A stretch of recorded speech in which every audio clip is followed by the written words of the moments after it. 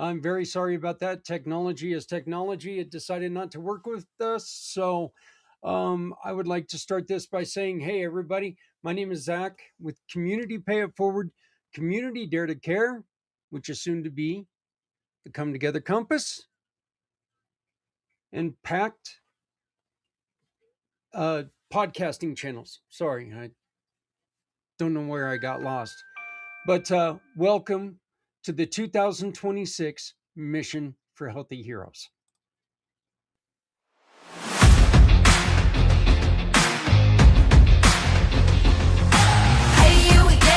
It's time to rise. Every heartbeat tells a story. A silent rhythm, strong and true. But silence helps one hear the call. Your voice can break down every wall. You're not alone in the fight. We're standing beside you, shining light. Never shut up, silence helps no one. Raise your voice, lift another until the battle's won. We stand together, stronger than before. Heroes rise when we speak out loud forevermore.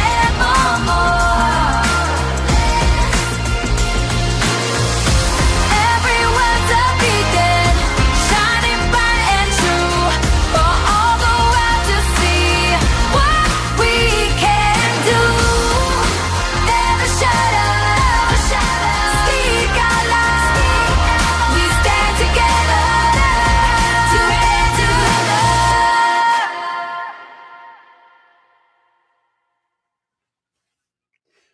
Okay, I'm very sorry again. Technology is technology. It does what it wants to do, and I am not smart enough to tell it, no, you're not going to do that. It looks at me and tells me, yes, I am. And I'm like, oh, okay. Well, I guess that's the way it is. Everybody, my name is Zach with Community Pay It Forward, Community Dare to Care, and Pact Podcasting. I would like to remind everybody that if you take and you like any of the Pact Podcasting or Things Network, subscribe to the channels. Make sure that you're subscribed, like, share, or and comment. You need to at least share it and comment on it, or whatever you do. But every time that you do that, every time that you share the show, which you can do once every segment, once every segment. So like once every 3 hours, you will be entered to win tonight a 1 hour tarot reading from our friend Lynn Sobolski. Lynn is going to be on at the 10 o'clock Eastern hour for free readings. So come and join her tonight. You can have a little bit of fun. You get to meet her, meet who she is, and then you get a couple of free readings. You know, you can ask her to tell you about yourself or tell you about someone else. And then when that happens, you get to have some fun. And just make sure that you like the program. First and foremost, like the program. Second off, subscribe to whatever channel you're on. We need your help by subscribing to our channels. Okay. All of us are trying to get it to where people, where our message is out there more, and you can help us by making sure that you shared it with people, that you've subscribed to what we're doing. So please make sure that you've liked, shared, and then comment. Okay. And once you comment, we know that that you're serious about helping us out, and you will be in the running for a 1 hour tarot session with our friend Lynn Sobolski. So one of Lynn's friends, Lynn introduced me to this lady, this great lady. We had a great conversation. Then my computer got very, very sick and died on me. And so then I had to retape this conversation. This is Aviva Chansky Guttmann. I appreciate her. I thank her for doing this. And keep your eyes open because we're going to be doing a lot more with her. Thank you. Hey, everybody. Zach Clayton, thank you for joining us for Mission for Healthy Heroes. And I am here with a really, really, really good friend, somebody that a couple people talk about all the time. The great Mr. Z talks about Aviva all the time. So he loves her to death. And then we've also got our great friend, Lynn Sobolski, who's going to be joining us later tonight, giving free readings right here at 10 p.m. So you want to make sure that you turn in and get a free reading just by commenting. And by the way, if you share this video, this program, if you share this with your circle and then comment, make any comment, done, or ask a question, whatever you do, you are in the running for some of the prizes that people have donated, including a 1 hour reading from Len Sobolski. So, but Aviva, how are you doing? I'm doing well, Zach. If maybe you want to clarify about if they ask me a question, because I am being recorded, they can have the answer as soon as I Yeah, get the question. right. And yeah, that is true. This one is being recorded, but if you do have a question, first off, the best thing to do is make an appointment with Aviva. But Mhm. if you would just like to say, hey, you know what, can you ask Aviva this question? I will gladly ask her and get back to you with the answer. But yes, this one here is being recorded, so we're not live right now, but I'll guarantee you I'm live. I'm probably still sitting in the same seat. So, That's right. but so Aviva, you have a very, very specific yet a lot of parts in what you do. Can you please explain to us exactly what you do? Well, if I were to give it an overarching umbrella of what most of my work involves, it has to do with energy. And energy is something that's usually invisible, but we have within our whole mind-body system, mind-body soul system, energetic experiences that go on. And what I help with is when there's an energetic blockage of some type, whether that be related to a memory, a trauma, or a relationship issue, behavioral issue that's repetitive. The frozen aspect of energy is characteristic of all the types of ways I help people. So I am an energy psychology practitioner, a relationship therapist, certified in Imago relationship therapy, and also certified in emotional freedom technique, which is called tapping in many different schools of thought. It's called tapping, but it's called emotional freedom techniques, and I am certified in that. Tapping is something that you use something like it would almost be like it's pressure points, right? It's similar to if anybody has had acupuncture. It's That's what I based was on looking for. Yeah. Eastern medicine. Basically, you tap on meridian points, which is what an acupuncturist does with the small needles they insert throughout a person's skin surface. They're accessing the meridian points, which are the energy centers of the body. And in tapping, we do the same type of thing with our fingertips. We don't use needles, and it's completely compatible with internet work, virtual work, so that you don't have to be in the room with someone to help them learn how to tap or to help tap with them as a coach or therapist in their sessions with you. So it's based on Eastern medicine, where the theory is that the reason we need to tap on those meridians is usually because of a blocked aspect of our energy, which can relate again to a traumatic memory, a style of behavior we're not very happy with, that we'd like to change, and habits we'd like to change, feelings we don't understand why we have them. It's all related to blocked energy and how to have it be more flowing. Maybe we'll get to the questions that I sent you. I don't know. At this rate, we might not. But let me ask you something about what you just said. Blocked memories. How often can blocked memories be the root cause of problems today? Well, in terms of trauma, which a lot of the Yeah. audience that's watching today, what happens is when we have a trauma is defined as an incident, an aspect of something that when it happened to us, when we were involved in it, aware of it at the time, it was so overwhelming and we did not have the capacity or skill sets to handle it in that moment. What our system will do energetically is put it aside as a frozen aspect of energy. So what that means in terms of a flashback, for instance, from war, what will happen is that it may have been too much to take in, so it's been put aside in our system. It may be that we can't remember it accurately at all. It's repressed at times, although a lot of the times with post-traumatic stress disorder, which a lot of people in the veterans and military fields experience regarding trauma, it's that it comes back as an emotional state. It comes back as a state of overwhelm.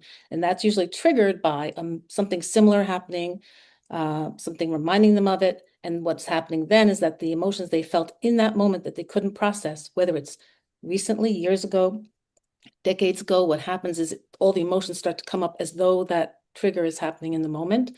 So that's frozen. It hasn't been dealt with. It hasn't been handled or managed. So an emotional freedom technique, I'm able to help people gently approach it and gently have it show itself in layers. And the reason I say gentle is because that's the most important part of something that's traumatic, is that it's done in a very gentle, sequential way so that it's not suddenly the same intensity as it was before. It can be, and that's why we go for some help, and I can help with that. But to get it to not be that activating anytime something similar happens, that's what energy psychology work is about in a nutshell. You can't put it in a nutshell, but if Oh I had yeah, to. yeah. But are there any other ways that our listeners today can integrate EFT to support stress reduction and emotional resilience? Well, if I teach EFT to people, what happens is when they become more comfortable with it, more natural at it at their own pace in their own lives as a practice for themselves, they're able to what's called downregulate their nervous system. So if they're in the moment feeling activated, fear, usually activation means you're feeling the nervous system aspects of fight, flight, or freeze. And fight is you want to fight, flight is you want to run, freeze is that you play dead. Our nervous system does that when it's overwhelmed. So if you feel that coming on and you've learned tapping for yourself, self-care tapping, you're able to use those skills to down-regulate your nervous system independently. But usually issues are much more involved than in the moment, just waking up feeling that way. There's clinical EFT, which I practice, which helps people with the issues piece by piece, step by step, so that no longer does it have that strength. You're taking away the parts holding it up. Okay. What are some of the other ways that people can identify and shift limiting beliefs that may be affecting their well-being or performance? Well, first it is to identify that they feel stuck. Again, about frozen Okay. energy, Yeah. stuck. The stuckness of some type of belief. For instance, somebody might say to themselves or to someone close to them, I just keep having this feeling that I don't deserve it, or I won't be able to achieve it, or it will never happen for me.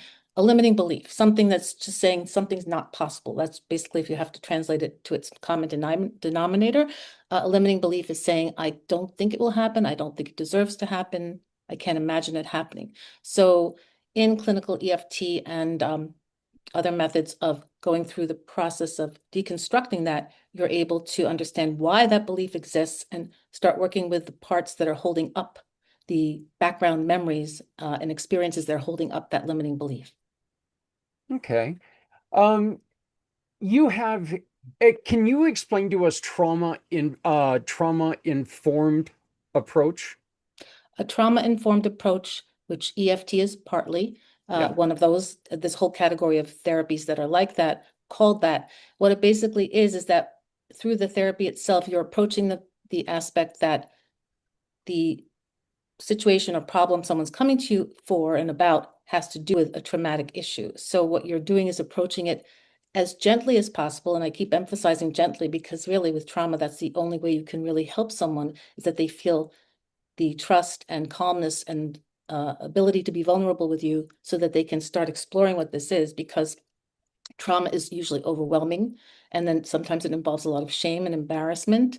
And a person to themselves doesn't want to see what it's about. So a trauma-informed therapy and therapist is, the therapist themselves is usually someone who can approach it with non-judgmental attitudes, safety, and have a good rapport with the individual.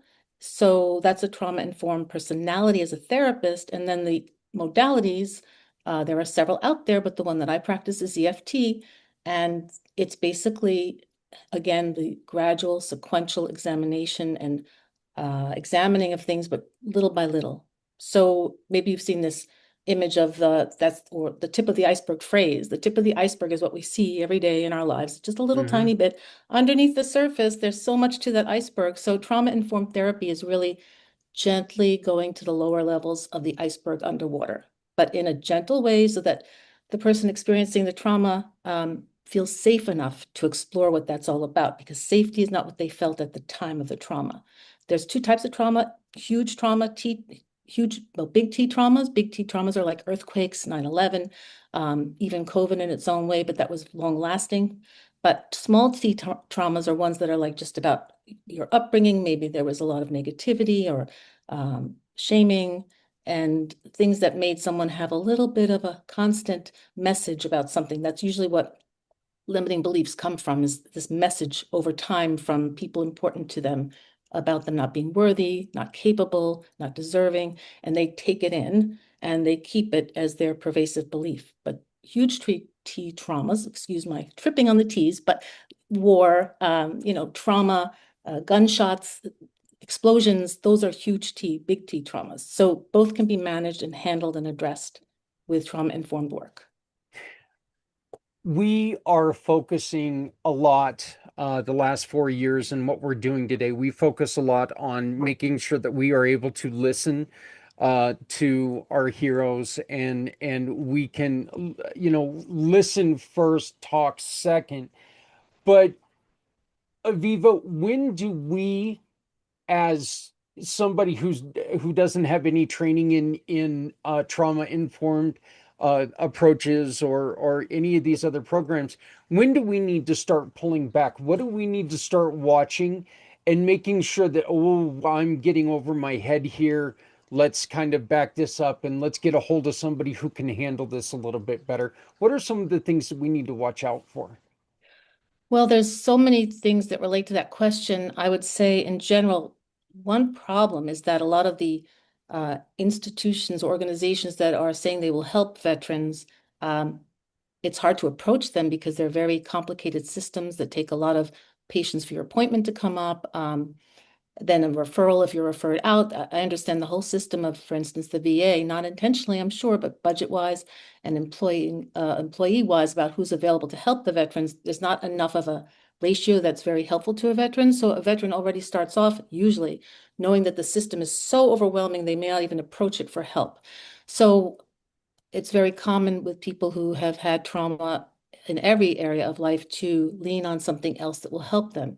So a lot of people lean on substances. They lean on alcohol and Yeah. drugs. They may lean on behavior like gambling, something else that's an ism. We call them the isms, where it keeps their energy distracted.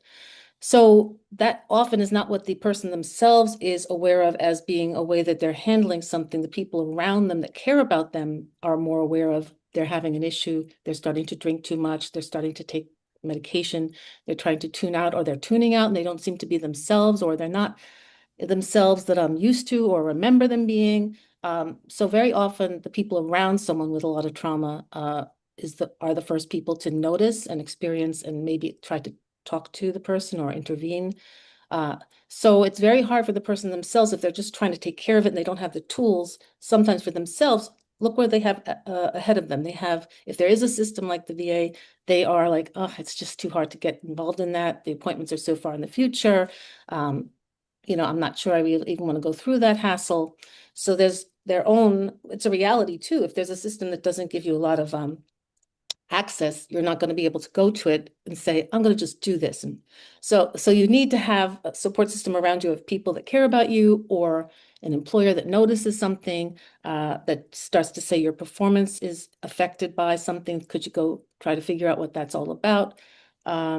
So I would say the hardest thing is the self-awareness, because you're already traumatized. So to be self-aware and determined to go for help that you don't even know if you can access or what it is It's very hard. So that's why it's great that you're doing this type of work, Zach, because you're letting people know the different ways that they can get help or start to ask questions. So when they start asking questions, other people can refer to other people like, oh, I know this person that does this. I know this person that does that. I know Aviva who does EFT. So Yeah. that's the way, is that the conversation gets started. Well, and that's the reason why I strongly believe that we should never shut up, because I want people to know that Aviva's out there. I want people to know that, you know what, it is frustrating. As a civilian, it's frustrating. I'm waiting 4 months. I'm sorry, I was going to say 6 months. I'm waiting for 4 months for a very, very painful neck just to be Mm, seen to decide what we're going to do with it. hmm So, and I'm not involved in the VA. It's just that's kind of the way the medical system is now. And yes, in the VA, we've got limited doctors, we've got limited appointments, we've got all these limitations that really, I think a lot of times it puts that I'm not important enough for them to get me in. And hmm we need to make sure that we're telling people out there, no, there are other programs that, you can try, try these, see if it works for you until you get in and be seen with your doctor. But there's more than one way to heal. hmm There's only one way for you to heal, but there's many things that you can try to find that healing, and a lot of things that we can put together to initiate the beginning of the healing. So, um, and I think with what you're doing, I think it's a beautiful place to, start seeing yourself and start learning how to control some of the anxiety and things that you may experience. So what are Well, I some want to add something, Zach, here yeah, about two please. parts that come to mind. One is the importance of community and family and loved ones. Hmm. We live in a society that, first of all, a lot of people are very far apart geographically, so they're not that aware of the daily life of their loved one at times. However, with technology, people can do more checking in on each other than they ever been able to do before. They can check in by a virtual call to just see how the person's looking and sounding and how they're moving. I mean, you can tell a lot by the body language of somebody if they're having a difficult time. Um, so the fact that the informal things that used to be part of our society all the time, family support, community support, that it's so hard to access that too, that makes it even harder. So I'd say not just to the veterans or those suffering with PTSD and other traumas, that you first, the people around them, the people that love them and care about them, be more aware of them and take care of them by watching out for them. Because again, the hardest thing I've heard over and over again is I didn't know where to look for help. I didn't know that I could get help. I tried to get help at that organization. However, the waiting list is 4 to 6 months. In that time, I wasn't able to get a prescription for something I may have needed, no matter what the prescription was for, whether it's for nerves, anxiety, depression, or even medical issues. I do know that it can be a big lag, insurance issues. So the value of community and family and loved ones, it sort of says, I give it back to you as well today. Like I give it back to family and loved ones to care about someone and notice differences in them. Because while they have to wait for something, the only thing that will help them is to know they're loved and accepted. And that's very important too. So I just thought I'd add that because it is important. Well, and that's a beautiful point, because look, let's be honest here. You're in New York, I'm in Colorado. This was Mhm. not possible, years ago. This wasn't. Yeah, it was possible for a telephone call, but we're actually having a face-to-face conversation now. Mhm. This is something that everyone can take and pick up their phone, and instead of hitting the phone icon, they hit the camera icon, and you can talk to people face to face. It's so much more personal. And I think I think what you said is a very, very strong statement, that we don't have that excuse anymore that, they're too far away. I couldn't reach out. We can reach out to everybody, at any time. So I And if the really think, person's feeling about themselves is that I don't deserve or can't get help, they're living in that framework in their mind because that's all they've been able to get reinforcement for as a truth. It's not a truth in reality. objectively, but it's their subjective truth. So they're believing there's nothing out there for me. I can't get what I need. And that's why they often will go to something else to self-medicate. Self-medicating is the alcohol use or the substance abuse use or distractions that just keep them from being present with themselves emotionally, which of course people will do if they have no other source of relief. It's human nature not to want to constantly be in a state of pain and grief and discomfort and fear, which is all part of what PTSD is about. So community has a responsibility. I'm just saying Yeah, that too. there is no doubt, and in my own experience, there is, pain and injury, and there is nothing that is more defeating at times than dealing with that pain on your mental state. Mm, You just sit there and you're like, well, I just can't get people to care, so I just give up. I'll go on ahead and I'll just take your drugs that give me to get me by. And hmm and that turns into something, very dangerous, very dangerous. So, what specific tools or practices will people learn when they come to you about the tapping, about any of these programs? What are some of the specific tools that you're going to teach them, or Oh, will they need? the best and basic and most essential thing that happens when you start to do a lot of uh, working on the layers of something that's stuck and traumatic in whatever way you approach it is that you start to learn more ability to be resilient in terms of bouncing back to have your nervous system be calm. All of these concerns and traumatic feelings people have, overwhelm, fear, PTSD, flashbacks, a lot, that's all about the nervous system because the nervous system is the reactive state. It's also the rest and digest state, the other part. But the part that's reactive is reacting to as though in the moment the same thing is happening. That's the basic way to say it. So in EFT, one can learn how to get their nervous system to downregulate back to a baseline of calm. When you have a baseline of calm, even though over time you'll be even more calm or be more of a better baseline each time you work on yourself with EFT, what it does is it allows the problem solving part of the mind to come forward and say, well, here's an approach. It's just internal awareness. You'll start to have an awareness. Oh, I could look at it that way. That's one way I could handle it. Oh, that wasn't so serious, meaning a perspective, not that an incident wasn't serious, but the way you looked at it might be that you were looking at it in a very harsh, punitive way to yourself. So, because there's a lot of the language to yourself, I'm to blame for it. It's my fault. The fact that I can't get over it is my fault. There's something wrong with me.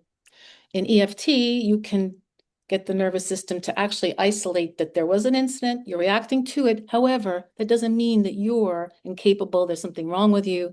You have tools, here's a perspective. It allows a distance from the memory and the reaction.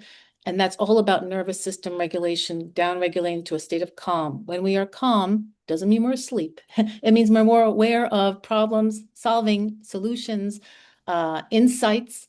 And sometimes it's amazing what people will discover after you do rounds of tapping. So each time you explore an aspect of a problem, you do a round of tapping or two, and then you'll say, what are you noticing? And the person will say, "Ah, I just realized I was doing that to myself, or I just realized that there was that helper person in the background, and I, I noticed they tried to help me." There'll be all these insights that are like just a little at a time, and all that helps down regulate that state of panic, fight, flight, freeze, and it starts to help you over across your life, not just in that memory that you're working on in the session, but it does sort of reverberate into other parts of your life. So it's a wonderful experience because over time you start to learn how to touch base back down to nervous system regulation very quickly instead of it taking a very long time. But it's a process, it's work, but it's worth the work because you're working on helping yourself feel good in this life. Yeah, very much so. I've got one more question for you, and then I'm going to ask you just to if you had anything else that you would like to say. My question is very simply this. Aviva, what would you suggest that we make sure that we do today during this mission of Healthy Heroes? What is the one thing that if you being one of my support providers with this program, what is the Mhm. one thing you would like to see us do all day long? Just remind yourselves and each other that it's a community. The most important part, the community strength, the fact that you're not alone, because that's one of the biggest issues Mhm. is that we feel we are alone in a circumstance, in Yes. a situation. Whoever you've been able to reach, either through this live telecast that you're putting out today, or the fact that it's going to be on recording, I'm sure parts of it on YouTube accessible to people, Mhm. is just that no one's alone. So also those who are watching it, who know other people who could use the information that you're giving to people about how to get help and how to reach people for help, um, keep sharing it, share it, because it's just really important. I have known veterans and I have known people that suffer a lot, and it's very insulating. They just feel they're totally alone, even though they're part of a huge community of people experiencing the same things. There's no way that community can speak to each other because they all feel that they're the only person in that circumstance. So that's why sharing, mentioning it, posting it again on their social media, whatever way they can spread the word, it has to be spread and understood by more people. And then somebody else will share it, somebody else will share it. That's the most important thing, is to help people not feel alone and that there is help.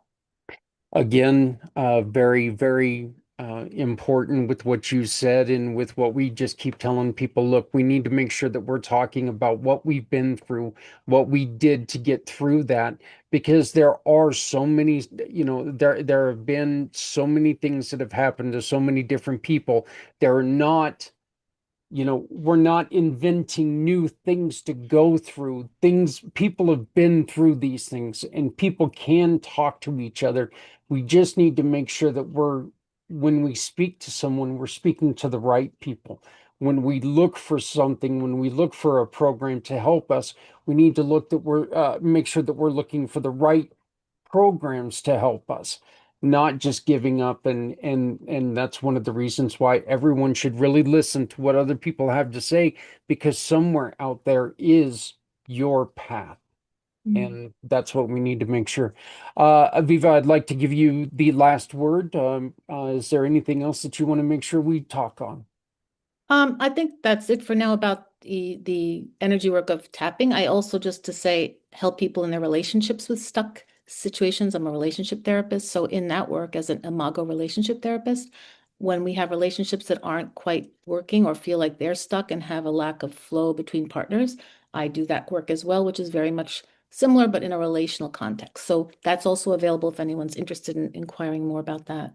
You also make sure you also have a program that helps people with listening to each other, and with programs like mirroring and just make sure that you're active listening. Can you That's talk very about much that a a little part, bit? yeah, with imago therapy, the foundational aspects of it have to do with the three foundational parts of connecting with someone: mirroring, validating, and empathizing. So it has a context of relationship therapy between partners in any relationship. That's imago, but it also has a context called safe conversations. And I am also trained in that. And that's more of a model for organizations, businesses, human resources, schools. So what you do is help people learn how to actively listen. That's one of the hardest skills when I teach it. People don't realize it's a skill. So when I do teach active listening, I've had people like show sweat on their brow because they're trying to understand. You mean I have to pay attention to every word this person is saying to me?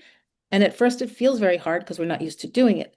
But that part of fully listening and then mirroring back what you've understood from someone, whether it's one-on-one or in organizations or groups, what happens is when you fully hear and understand and make sure you've understood, it takes away all the, let's say, the waste of misunderstanding. And misunderstanding is what happens between most people most of the time. They assume they understand the other person, they assume it, they let their mind spin. If they said this, they must mean that. They don't clarify, did you mean this or did you mean that? Or could you explain it more to me about how I haven't understood you?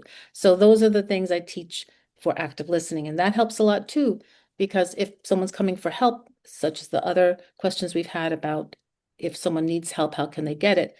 They may be expressing that they need help, but the person hearing that request hasn't understood them. So that's very important because they may have been brave enough or strong enough in that moment to say, I'm really suffering and struggling. Can you help me? And they may be told, and a lot of people are told because the person listening or hearing, I wouldn't say listening, hearing only hears, uh-oh, that's too much for me to handle. I'm just going to tell them to forget about it or get over it or go talk to someone else about it. Where there, the person's opportunity to be vulnerable and ask for help has already been shut off.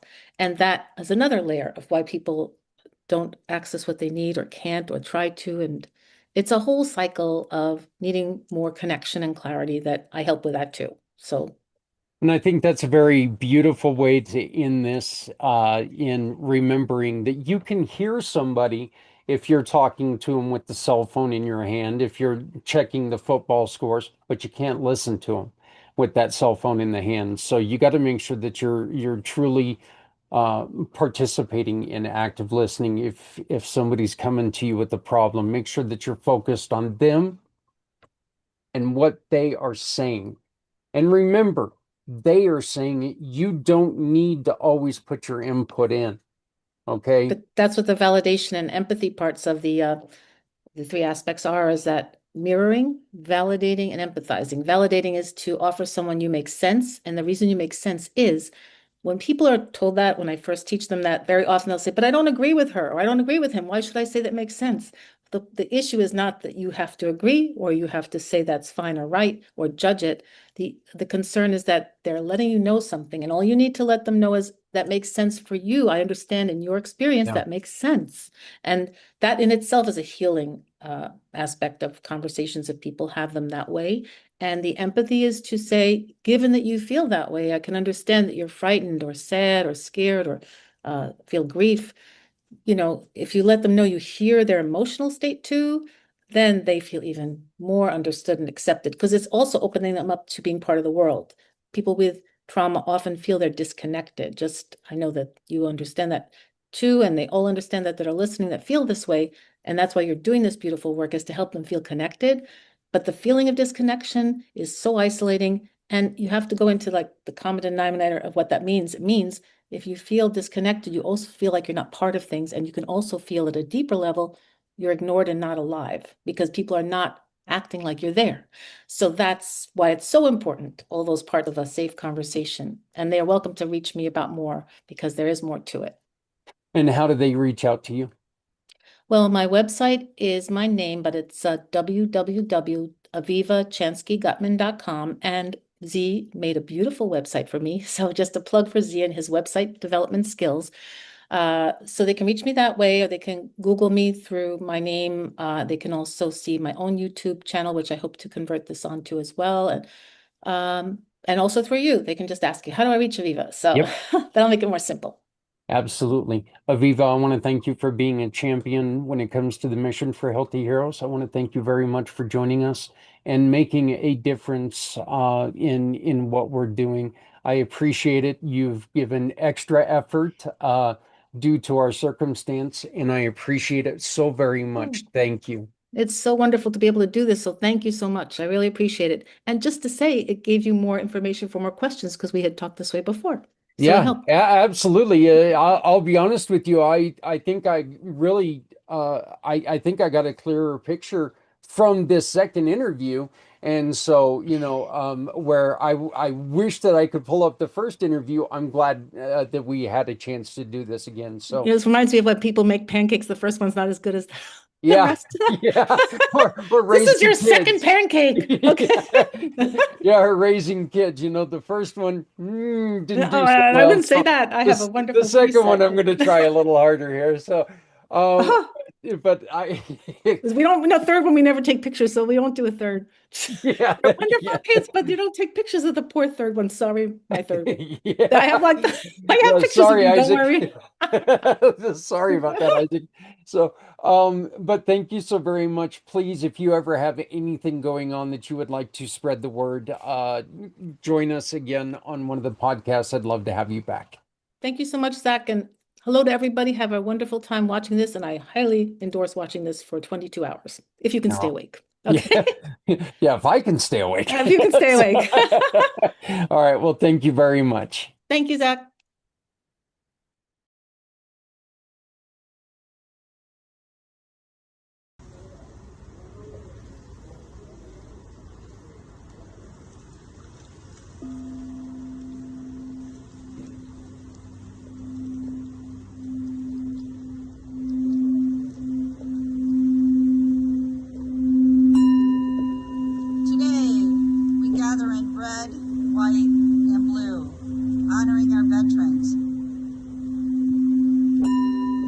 Red represents the root chakra, safety, grounding, and belonging. Before anyone can speak, you must feel safe.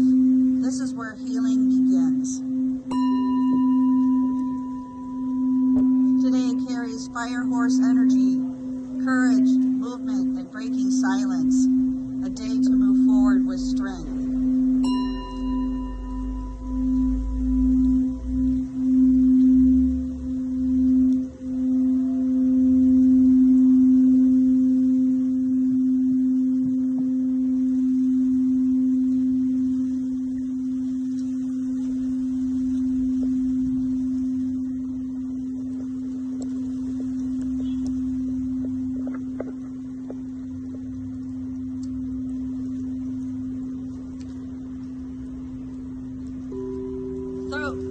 Chakra, blue bowl, voice. Blue represents throat chakra, the voice of veterans, the voice of those living with tinnitus and hearing loss and invisible wounds.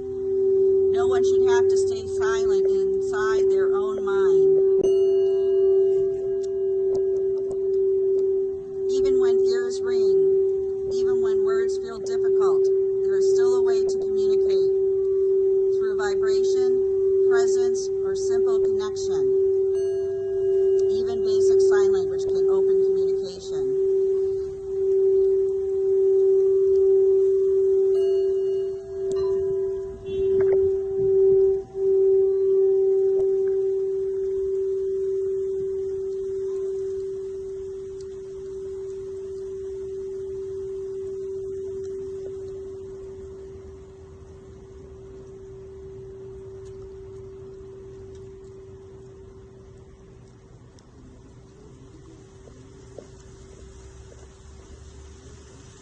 This is for the white crown chakra, signaling peace.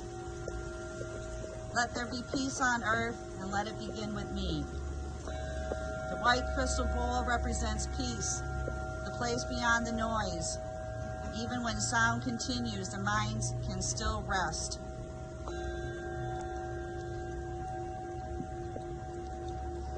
We hold in gratitude today for those helping voices be heard. Zach Clayton and Pay It Forward, Kurt and Sue Roscoff, Project Die Hard, the World of Ability Community, and the Disability Channel founded by Jay Stoyan in Toronto. Appreciation to Nonprofit TV, Dr. Anthony Sorelli, and On the Mark TV with Mark Bayan out of Phoenix, sharing it over to 220 networks and worldwide, the acts of kindness messages, ocean care, anti-bullying, climate awareness. Special thanks to Colibri Restaurant for their support, and to B. Willie, our healer, on Instagram and social media, spreading light and healing energy worldwide. We also want to recognize Clean Water Foundation, Leanne McLaughlin, providing fresh drinking water worldwide. Join us on this Saturday, February 22nd, recognizing veteran suicide with Project Die Hard. And again, thank you, Pay It Forward, Zach Clayton, and everybody joining this event, and Santa Papa John. And we want us to invite you to join us in the spirit of kindness next month on World Water Day, March 22nd. We'll be recognized by the United Nations. Anyone can visit the actsofkindnessseries.com to receive copies of the books. All classroom teachers in the United States of America can visit donorschoose.org. And our tagline is, "So go out and play today."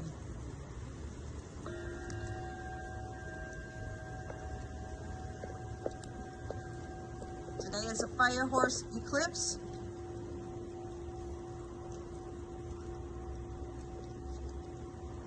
And we are sending the message of peace, love, happiness, and thanks. And especially thank you to our veterans.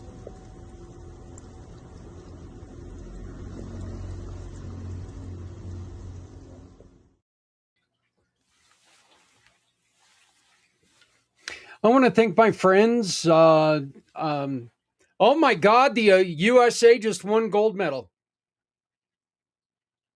First time since 1980. Congratulations to the USA for winning the gold medal in the Olympics. So wonderful, wonderful day. Awesome. Awesome, awesome. Anyway, thank you to Marianne from Waikiki. Thank you to Kurt Roscoff. Thank you to all of those individuals for that video. Whoa, I greatly appreciate it. And now I'm so excited that I'm knocking stuff over. But this is, did Jack Hughes actually score the goal?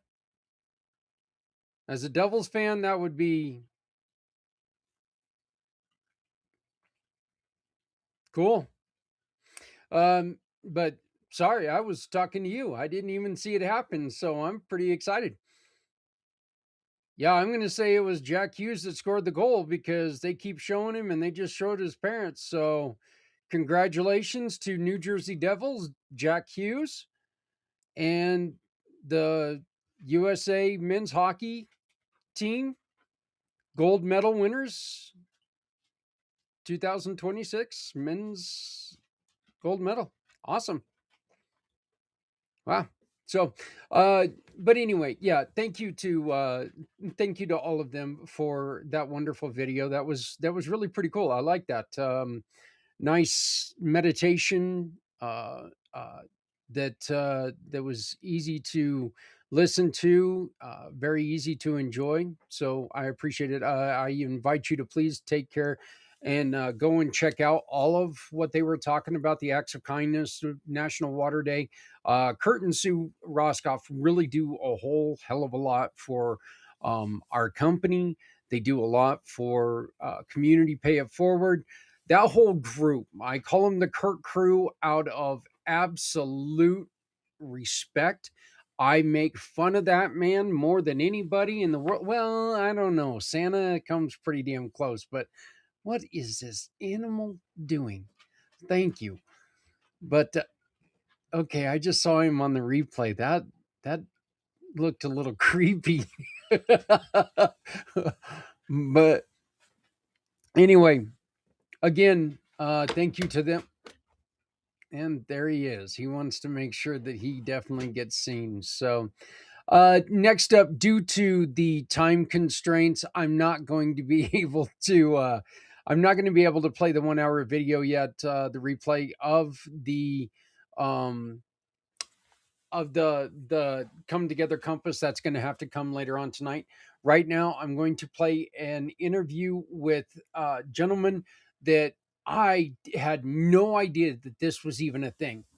When we recorded this, I had no idea it was even a thing. So to learn more about this, I was enthralled. So, but here is John Luanis, and talking about incense therapy. Everybody, we're continuing today with Mission for Healthy Heroes. Thank you so very much for joining us. We're moving on along. We've got our 22 hours of trying to find ways that we can help our heroes. And saying that, I want you to remember, you can always be someone's hero. There are always people who are depending on you. So you can be the hero to heroes and to yourself right now with the things that you learned today. So joining us now is John Lanius. How are you doing, my friend? Zach, I'm doing great. Thank you so much for having me on. You know, I decided that I wanted to have on some of the people who have all the spare time in the world because they don't really do a whole hell of a lot. And then I wanted to have you because you do a lot. you are a busy individual, and you have a lot of training in something that I personally, when I read what you were doing, it attracted me instantly because I am a huge fan of incense. I mean, you look around my office and there's incense holders. I've got the scented candles. I got the wax burners. I got the drooping incense, from the bottom release incense. I got those things everywhere in my office. Yeah. Can't light any of them because my wife hates it, but hey, it is what it is. But you have a special treatment and a special healing program Mhm. that you use surrounding incense. Yeah. Yeah. Well, let me start off by just setting up the whole overview, and then we'll end Yeah. up on Shihan Wellness. So, from a media standpoint, I'm the director of strategic operations for Lifetime Media. We're a national footprint media company that works internationally, which is really cool. I mean, award winning, you name it. And so I always have a media through line. That also relates then to my work with the Special Operations Charity Network. With the Special Operations Charity Network, I'm the director of community outreach, where I bring the incense journey to active military, veterans, and first responders, which you kind of alluded to that a minute ago. And then I'm also the founder of Shihan Wellness. So we'll stop here with that background. So since I was 9 years old, I started studying world incense and fragrance traditions. Most of the time, when you think of incense in America, you think of the 1960s, or you think of incense that maybe your wife doesn't like, right? And there is absolute truth to that. But what I have followed since the age of 13 in a formal capacity, meaning that from the ages of 9 to 13, I studied on my own. And then at the ages of 13 to 23, I would take official instruction under a Japanese qualified master of incense. In the incense ceremony, I have learned how to properly and in the most enjoyable way release all natural fragrances that help and support us to immediately regulate our systems. So we return to a place of calm, to a place of just, pure focus. And so where this comes from essentially is the limbic system. And the limbic system is the only system in our body that does not filter our sense of smell. What I mean by that is that all of the other senses in our body, our visual senses, our touch senses, et cetera, it has to filter through something called the thalamus, which is a regulator inside of our brain.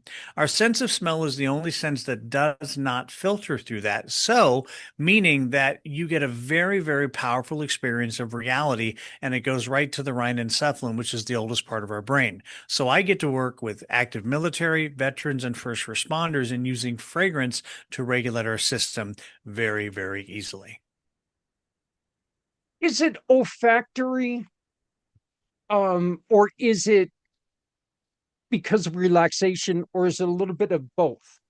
Is It's it, it's a I don't know if that's a good question, but it's kind of the way I struggled posing the question in any other way. Is this purely due to olfactory, or does it have to do with the relaxation? Or is it both? Yeah, it's actually both and a whole lot more. So the olfactory system, again, for the most part, gets overlooked, and the reason why it gets overlooked, even though if you're following the work of like UCSD in San Diego and other major health systems, you're beginning to see the emergence of medicines being inhaled. Well, incense, the from the Latin incensum, meaning to burn through, is an ancient medical practice that goes back thousands of years. We know, for example, the written history of incense is 6,000 years old. We know the archaeological evidence of incense is 35,000 years old. That comes from the caves in southern France. Obviously, the use of incense goes back even further. Usually, about 2 minutes after we discovered fire, somebody threw something on there and said, "Oh, this smells good and I feel different." That's, that start to use this as a catalog of ways that we can heal and recenter our body. So specifically to your system, or specifically to your question, is that when we're talking about the olfactory system, is that yes, we are bringing this into our body very quickly, bypassing the thalamus, going right to the rhinencephalon, which is our seat of memories and emotions, etc. The other part of this is what we would refer to as the terpenic profile. So terpenes in nature control the color, taste, and smell of everything in nature. They also tell our immune system what to do. So, for example, if I'm looking at sandalwood, frankincense, let's say lemon peel, for example. Well, all three of those have something called apinine in them. Also, Pine resin also has apinine. And so the apinine terpene tells our body what to do in the sense of relaxation, antimicrobial, antibacterial.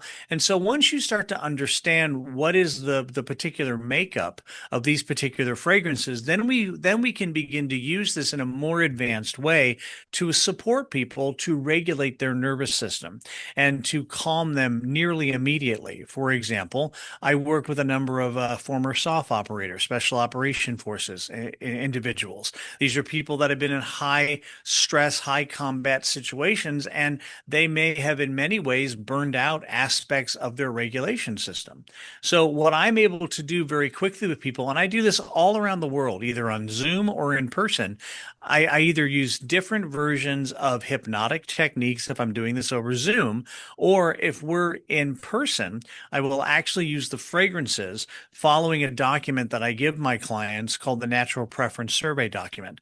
This document allows me to, in under 5 minutes, know exactly the types of fragrances that you best respond to. So in the example of one of my former soft operators who literally looks like a living GI Joe doll, he's massive, right? He basically said, the only reason why I'm working with you, John, is because a general told me, to work with you. When you talk about smelling stuff to feel better, that sounds like a bunch of woo woo, and he used a bunch of other expletives that I'm not going to Yeah, use right now, yeah. right? But by the end of our second session, he was like, I got to tell you right now, he said, John, I've never been more relaxed in my life. And I'm actually able to start to look at some of the things that have been dysregulating me and keeping me from a high quality of life and enjoyment of life. And so for the past 44 years, I have lectured internationally on the subject. I have worked with some of the biggest names in entertainment and music and business, and also people, regular everyday people. It's just the point is this, is that the reason why that I make that juxtaposition between names that you would know and people that you don't know is that we're all going through the human experience, regardless of whether we're famous or not. And so being able to get back to our center, be able to see reality clearly instead of through the filters that we put in, to our own experience that get in the way of our effectiveness. This is the work I do in fragrance. This is the work I do in hypnosis. And this is the work I do not only with Shihan Wellness, but also with the Special Operations Charity Network, and then also Lifetime Media when we need to tell stories about that as we capture the events that we do all around the world. John, I am a person who, and this actually drives my wife a little nuts about me. I am a person that gets very, very stressed Hmm. by different smells around me. If something Hmm. stinks, Uh-huh. I get nervous. I guess, well, no, I do get nervous, but I more get irritated and I cannot concentrate. Hmm. Okay. What does that say about me? I mean, Hmm. what does that tell people about, or what does that tell you about me? Yeah. So I'm going to go on kind of a long diatribe, but I promise by Yeah. the time that we circle around, it'll make a lot of sense. So part of the reason why that our sense of smell is overlooked is because of something called olfactory habituation. In other words, when you walk into somebody's house that you don't know, you will quote unquote smell their house for about 30 to 40 seconds. Once that those molecules get into your system, they fill up all of your receptors. And therefore, you become nose blind to that particular space. Well, I have a saying in the work that I do that if you that you don't smell your life, and the reason why you don't smell your life is the reason why that you have pushed yourself into situations or into particular ways of being that don't really serve you and what you're doing, because you no longer are perceiving that, right? So throughout our entire life, we have been collecting a scent library that has a deep effect on us. As one dramatic example is that when my father passed away a number of years ago, one of the last things that that I did was clean out his closet. And when I got into his closet, there was a shirt there that was still covered in plastic. When I removed the plastic, my father was immediately there again. And so the way that we can use fragrance not only to remember the good things, well, it also impacts us from a negative way. I'm going to be really dramatic here for a moment, but a lot of the veterans that I work with who have spent time in war zones, like, have been in battle, things like the smell of burning hair, the smell of Mhm. diesel fuel, the smell of, a whole number of other things really, trigger those particular individuals. And so what I'm doing is I'm using fragrances to counteract that. So back to your original question about what does it say about you when you're getting these smells and they're agitating you, this and that, is that there are probably smells that aren't good for you. And since you are olfactory oriented, then your system views those as a threat. Therefore, you're not going to want to be around that. You're going to want to take yourself out of that. In the same way that for many people, when they walk down the detergent aisle, for example, in the grocery store, the air feels thick and it Yeah. like it and it gives you almost an immediate headache. Yeah, there's absolute truth to that. Is that we don't realize how much of the synthetics in our world are actually impacting us, and to give you a range of the kind of fragrances that I work with fragrances that could be pennies, right? But then I also work with the far other end of it, with some of the most expensive incense woods in the world that can range in price from anywhere from $1,500 to $3,500 a gram. But it produces the mental clarity of a 30-minute meditation in a single inhalation. So if I'm working in fragrance hypnosis, for example, I work in 4 sessions where we're using fragrances along with hypnotic techniques to really re-regulate any aspect of your mind. If you don't want to do hypnosis and you only want to experience the fragrance, then I do something called the personal incense journey, which is an hour and a half, where in the first hour, I take you through a number of fragrances based on your responses to the natural preference survey document. But then that last 30 minutes, I leave you in nothing but the experience of that high-end, very expensive incense wood that produces the mental clarity of a 30-minute meditation in a single inhalation. The benefit of this is that the people that I work with is that once you know how to get up the mountain, meaning once you have found a place of centeredness, then you can go back to that very, very, very quickly. And so I have the honor of bringing this to our active military, veterans, first responders, and anyone else in the world who wants to experience deep calm and peace. And if you think somehow that this is incongruous with any of your religions that you may follow, all religions and all cultures have had incense. And so why is that? Well, there's always this connotation of the tension being drawn upwards toward the heaven. There's this re-regulation of our mind and our body. If you stop having all of the thoughts that are in your head and they start to slow down, then you get to experience other things that are around you. And so for thousands of years, there have been comments made by all cultures that the more incense you burned, the more enlightened you become, and the more you feel a connection with the divine by whichever name that you call it. Why? And I mean this with all due respect. Why do the Japanese find these methods before anyone Mm, else? Why is it that they have found that if you calm the body, if you calm the mind, you mm, clear the mind? Why yeah. is it that one of the most beautiful cultures in the world Mm, has found out that these these things that are everywhere can be used mhm. to slow us and heal us? Yeah.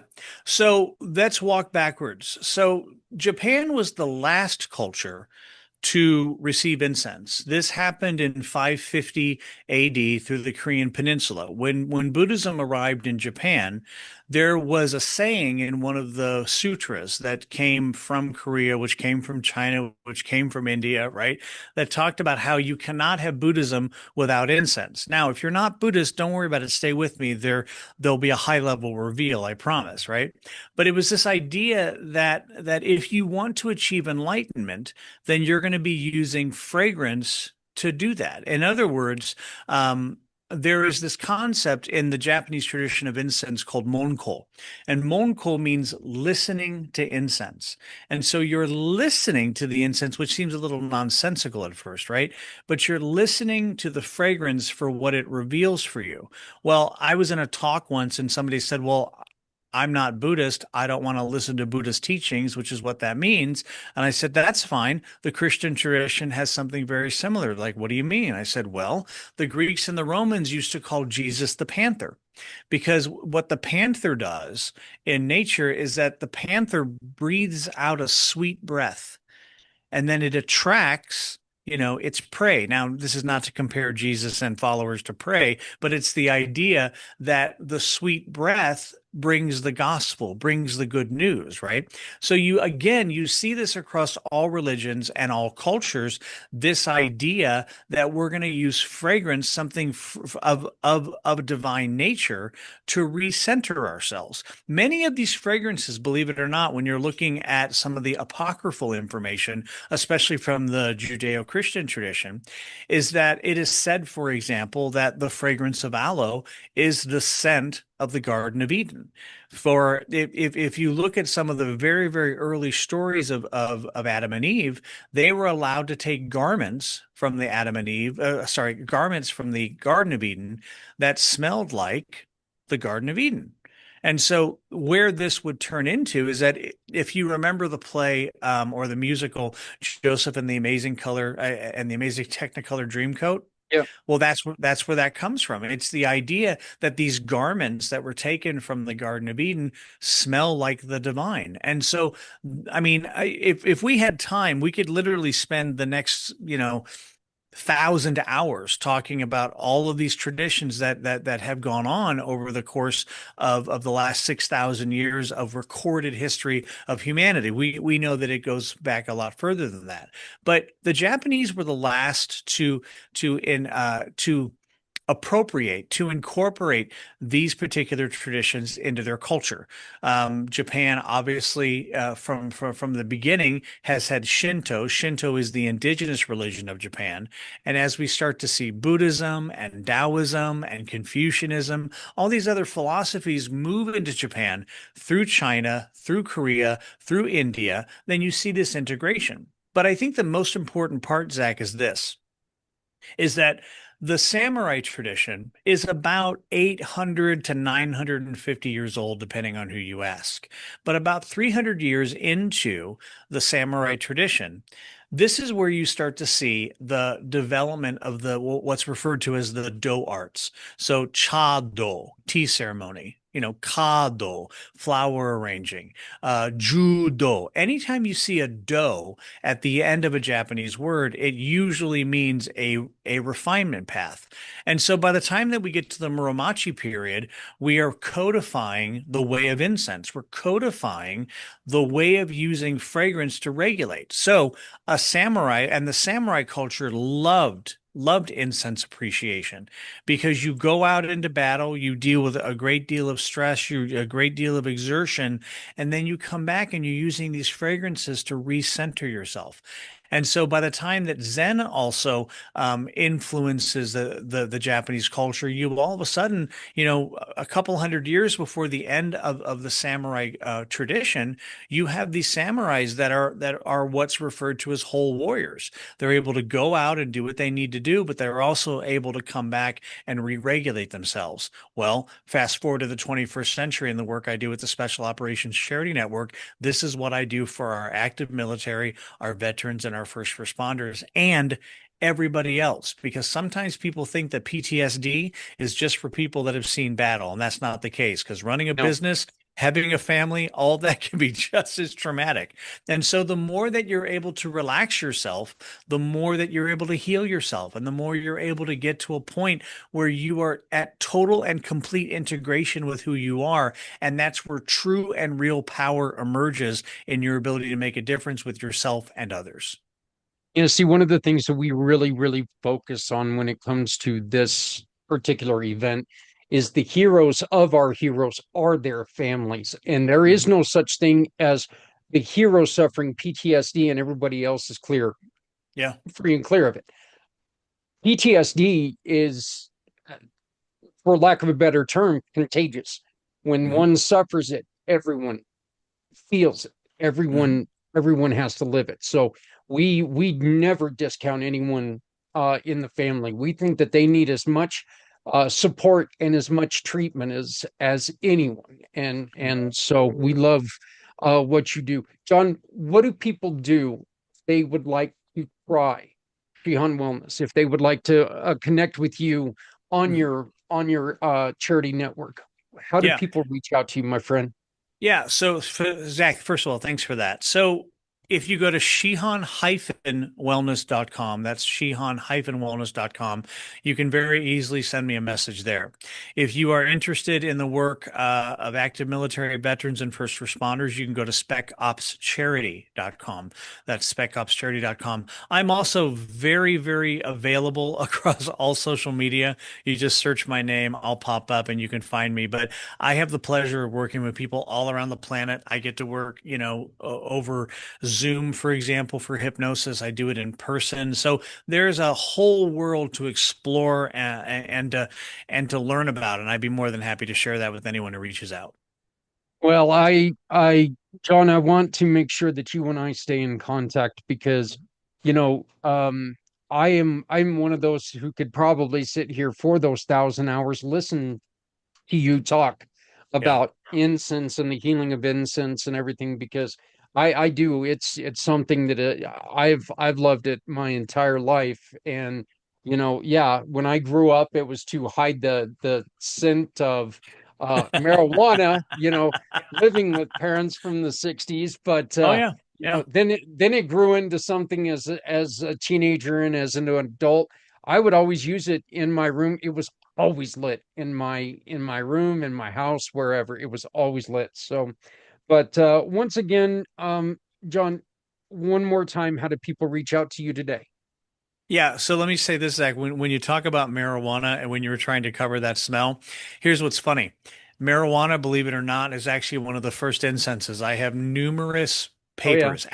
I have numerous academic papers showing that this was burnt on some of the earliest altars of some of the earliest temples around the world. So that's the other thing. From an academic standpoint, this subject never ends, and so happy to It, share that. But I am a proponent of if THC is the best for you, do it as long as Mhm. as long as you do it correctly, Mhm. and I live in Colorado, so if you want to do it for fun, do it for fun. Just be responsible. Yeah, yeah, So but I mean, marijuana has never been something that I have ever had a problem with, so right, it's right. because I grew up around it, so let's be Yeah. honest. I mean, but yeah, so yeah, once again, how do they get a hold of you, John? Yeah. So here's the so Shihan-wellness.com. That's Shihan-wellness.com. You can see it right up there behind me. There it is. And then you can also go to specopscharity.com, specopscharity.com. And Zach, here's the thing. When you talk about the spectrum between THC and other types of medications or meditation or academics, what have you, the way that I language this is that, when people say, oh, you're into incense, you must be into that woo woo stuff, right? Well, woo woo is a veiled insult. It means that it has not been integrated. But if I'm able to show you the power of recentering your mind, if I'm able to show you the power of very quickly regulating in your body so you feel good about seeing the world around you, then I have very quickly taken you from the woo woo to the wow wow. And that's Yeah. what and that's what I have been saying for 30 years. So I'd be more than happy to take anybody from the woo to the wow wow. I love it. I love it, brother. Thank you. Thank you so very much. I think that if we don't allow people to know that it's here, Mhm. then people don't know they can use it for healing. And Yeah. so, and my wife is a practitioner of crystal healing, Hmm. and we've got hypnosis, we've got all of that you know look, it may not work for you. Hmm. That doesn't mean it's not going to work for someone. And Right. so Right. I mean, I think that woo woo is a little I'm like you, it's a little insulting. It's a funny word though. But I don't dare say that around my wife. I'll tell you that. So, I love it. but Well, Zach, I am grateful for the time today and look forward to staying in touch and look forward to giving back to what you're doing as well as people reach out to me. well, I appreciate it. And once again, we been speaking to John Lanius, There you go. and Lonnius, look at there we this. go. Look at this. I almost screw up your first name trying to not screw up the last name. So thank you very much. We will have all of John's information tagged in this episode so you can look for it. You can reach out to him if you got any questions. If you need some help connecting to him, connect to us and we will make that happen. Thank you so much, John. We appreciate it. Thank you for taking part in the mission for Healthy Heroes. Thank you, Zach. We'll talk soon. So I just got to show it off. Yes, I am wearing a tie underneath my Jack Hughes New Jersey Devils jersey, gold medal winner. He just won the gold medal for the United States. That's right, gold medal, Mr. Hughes. Yep, that's it. So had to go and throw it on. But I'm not sure if I'm going to wear it all day or not, but I'm pretty damn excited that it happened. I'm equally as excited to talk to this lady again because it's been a day or two, at least a day or two since I've talked to her. This is Jennifer Desserrich from Dignified Dementia. How are you? I'm well, Zach. Thank you. How are you? Doing good, doing good. We are in our 7.5. So yeah, we're moving along, which is nice, nice. But so how have you been? I know that things are a little challenging for you. I know that you received some pretty bad news recently, which I just my heart I feel for you, Mhm. and I wish your mom all the best. So, but tell us a little bit about Dignified Dementia, will you? Yeah. So, Dignified Dementia is a web-based nonprofit, and we are out of Denver, Colorado. The website was started because my dad was diagnosed with Lewy body dementia at the end of 2018. And we received his diagnosis, and the doctor didn't give us.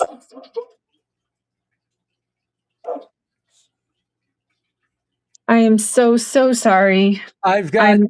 I've got four of them down here that go off on. I'm surprised mine didn't go off on yours. Oh, yeah, he's a great guard dog, but yeah, and I'm on a different computer, so I apologize. No, Come here. Settle. Thank you. Um, so we were in this doctor's office, my dad, my mom, and I, and the doctor told us it was probably Lewy body dementia. But the only way we could confirm that was on autopsy, so we'd know when he was dead. And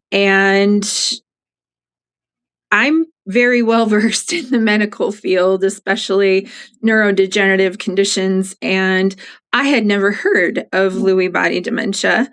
And so my dad tried to ask a couple of questions like, hey, what is Lewy body dementia? And the doctor said it was like Alzheimer's or Parkinson's. It's just a different kind of protein buildup in the brain and it affects movement. And he'd be happy to answer more questions in a follow-up appointment. And my dad goes, well, is there any way to help other people like me or other families like ours? And the doctor said, well, again, just make a follow-up appointment. And we left that office without a pamphlet, a website, a resource of any kind, just the three of us walking back down to the car. And so I I reassured him. I thought that was a terrific question that my dad asked about helping other people, because that was his nature. And I said, let's figure out how to help you and how this fits into our family. And then I promise I will find a way to help other people like you and other families like ours, so they won't have to have an experience like this again. And my mom and I were his permanent in-home caregivers.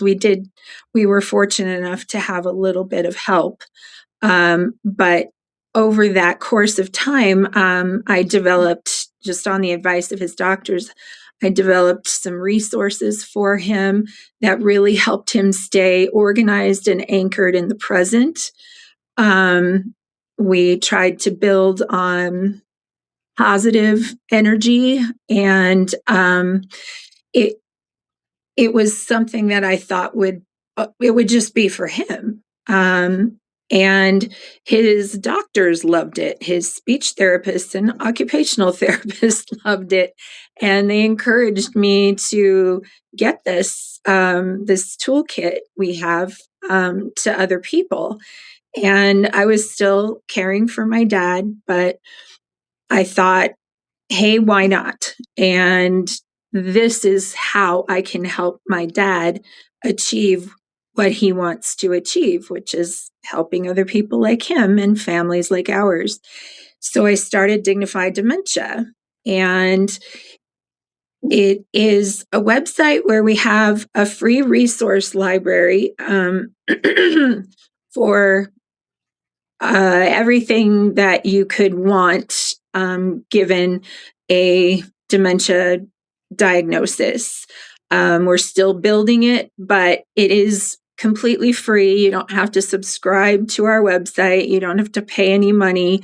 It's just resources that I personally have used in helping my own family and myself, but also in helping other families going through it. And we also, fortunately, have raised enough money since I saw you last to where we are able to offer this cognitive wellness kit, this toolkit that I developed for my dad, completely free.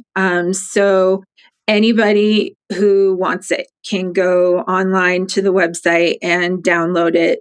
They can download the whole thing. They can download one piece. And it's much more user-friendly than it was. And the other thing that we are doing is we offer a caregiver talk, and we are going to reopen our support group here soon. And that would be for anyone with a neurodegenerative condition or TBI, anyone living with a diagnosis like that, and their caregivers, or the people who love them. And we feel that that's a really good way to give back and support. And then our most exciting development has happened. Again, we were able to raise enough funds where we gave a $5,000 gift to the University of Colorado Health Neurology and Palliative Care Division. And together with them, we are using that money to develop a speakership series, which is something I had no idea I could make happen, especially this early in the game. We've only been open for 3 years. And this series is going to have international and national experts on neurodegenerative conditions, and we'll have a series of lectures where it'll be giving people the basics of dementia, what to look for, promoting overall awareness and trying to help destigmatize it. And the second series will be specifically for caregivers put on by caregivers. And then the third is to educate hospital and first responders, all kinds of staff, from doctors to MAs to everything, because if anyone listening, or if you, Zach, have ever had a rough experience with a healthcare provider, it's jarring. But for the most part, for someone with dementia, a difficult visit could mean a lot of different things, and they would likely not want to go back to that doctor again, and that's a barrier. So I've spoken with a lot of healthcare professionals, and they've asked for the education. They want to know how they can make a visit more successful if they have a patient who comes in with dementia. They want to know how to listen to them, how to talk to them, and how to keep them calm. And so those are our latest and greatest exciting developments. And what else can I tell you? Well, those are all I mean, that's all fantastic. I love it. I am beyond proud of you for doing. I know that you got pretty beat up by illness for a while. Okay. I think just a personal thought, but I think that the stress of everything was got to you quite a bit, and it kind of broke you down a little bit. So I'm glad to see that you're rebounding from that. But tell me this, Jennifer, what was your mom and your first thought when you had to take on the duty of taking care of your father, which is fine, that's fine, but you didn't know anything about the affliction. You knew nothing about it. They didn't there was like you said, there was no, hey, this is what you need to do. There was none of that stuff. It was just like, you know, it's basically like, here's this. I don't know what the hell it is. I don't know what you do with it. I don't know if you'll wear it or walk on it, but there you go. How difficult was that? Well, I will be honest with you. My mom and I had vastly different expectations and understandings of what was going to happen. I knew a little bit about just dementia overall. And as soon as I got home from his doctor's appointment, I went into research mode. But my dad's wishes were to stay in his home until he passed, if that was at all possible. And I was bound and determined that as a family, we could do this. And I would look at him and I'm like, he's my dad. I would do anything for him. Mhm. I would happily care for him and do what he needs to be done. He took care of me. Every time I had to go to the emergency room as a child, he took me. And I felt like I could handle it. And for the most part, I did. I'm not perfect by any means. I would get frustrated, but the experience for my mom at first was a lot harder. She is an amazing person, but she was not a natural born nurturer. And she didn't know exactly what was going to happen. She didn't really even want to know what was going to happen. And she didn't like taking care of people. It was just not her thing. And So she pushed against it quite a bit. She didn't believe that all of the things that my dad was doing were just the disease. She thought that he was doing some of the more obstinate things or apathetic things on purpose, even though in the stage of his disease, he lacked the capacity, the brain capacity to be that sophisticated in manipulating. It just wasn't biologically possible. And she was very angry, and just angry at the disease, angry at him, angry at God, anything that you could be angry against. And for her, anger feels more comfortable than other emotions. So she gets afraid, she gets angry. And my dad and I, we always had a little bit of a different connection. We both were a little bit more calm, less, right there in your face. And we would stop and think of a thoughtful answer and how our words might come across.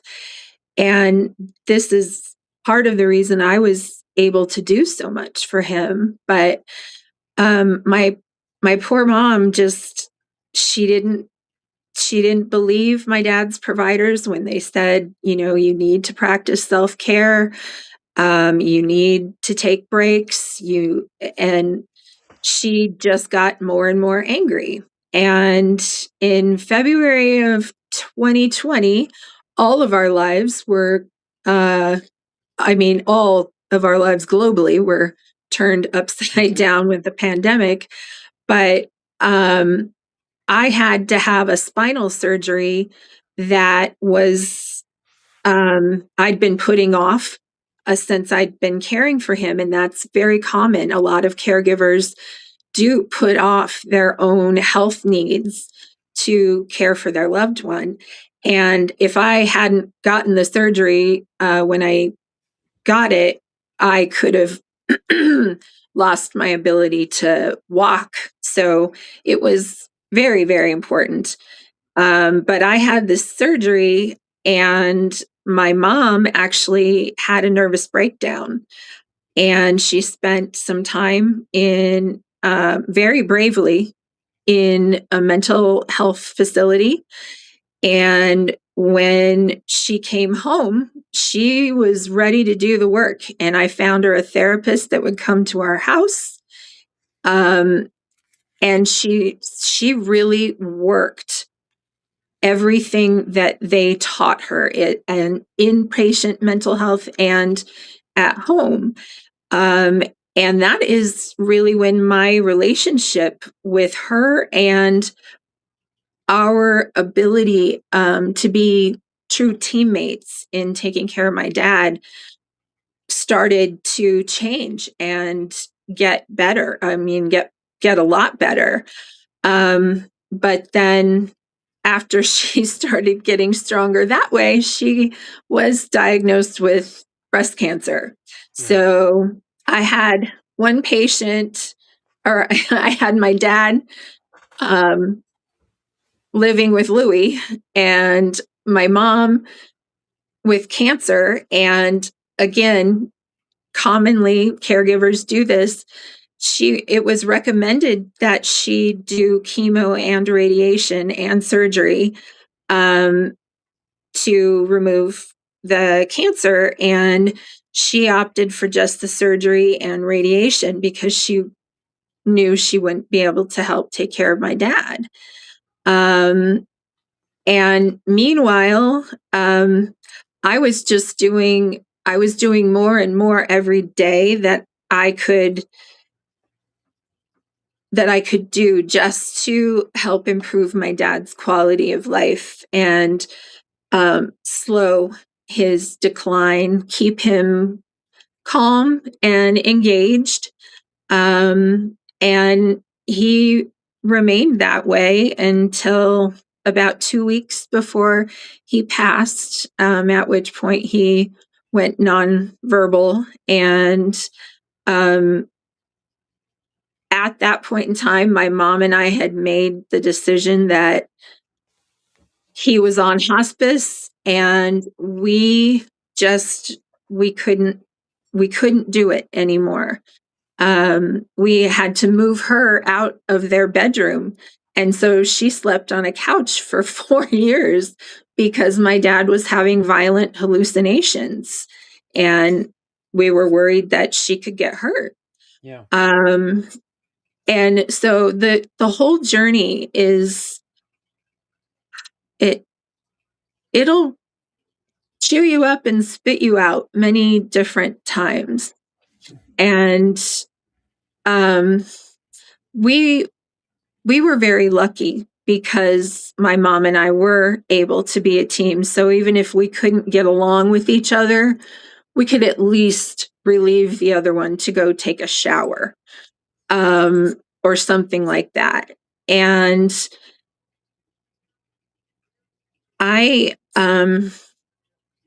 felt very blessed to be able to care for my dad like this. I woke up almost every day knowing that I was in the exact right place, doing the exact thing I was meant to do. And my mom still doesn't feel that way, but she does feel very grateful that we were able to care for him at home. But that would be her counsel, is you don't know what you're getting into. Even if you think you do, you just don't until it happens, until you're going through it. And that's when you need the resources the most. You need a friendly voice at the end of a phone. You need things that will truly help you, that you don't have to spend any more money on. And that's really what I aim to do with Dignified Dementia, because I want caregivers, especially caregivers like my mom, to have the help that they need, so what happened to her doesn't happen to them. And yeah, it was daunting. And at the end, he was on hospice. We wanted to put him in inpatient hospice. And that's when we found out we couldn't qualify for inpatient. One, because there was something with his long-term care insurance. There was an issue there. And two, there just wasn't enough space. We couldn't find one that we could reasonably drive to every day. And so that 2 weeks was probably the hardest part of the journey, because we were staying up all night. He was in a hospital bed in his room. I was administering his meds when the hospice nurse wasn't there. And yeah, he couldn't talk, but you could see the fear in his face. And that was just gut-wrenching. And he did eventually pass, and he died on February 6th of 2024. And even then, as a caregiver, you're not quite done yet, or the journey's not done with you. It's a relief that your loved one is no longer suffering. But you feel relieved about that, and then you feel guilty that you feel relieved that someone you love has died. And then my mom and I started the process of learning that we had no idea how much caregiving put on us emotionally and physically.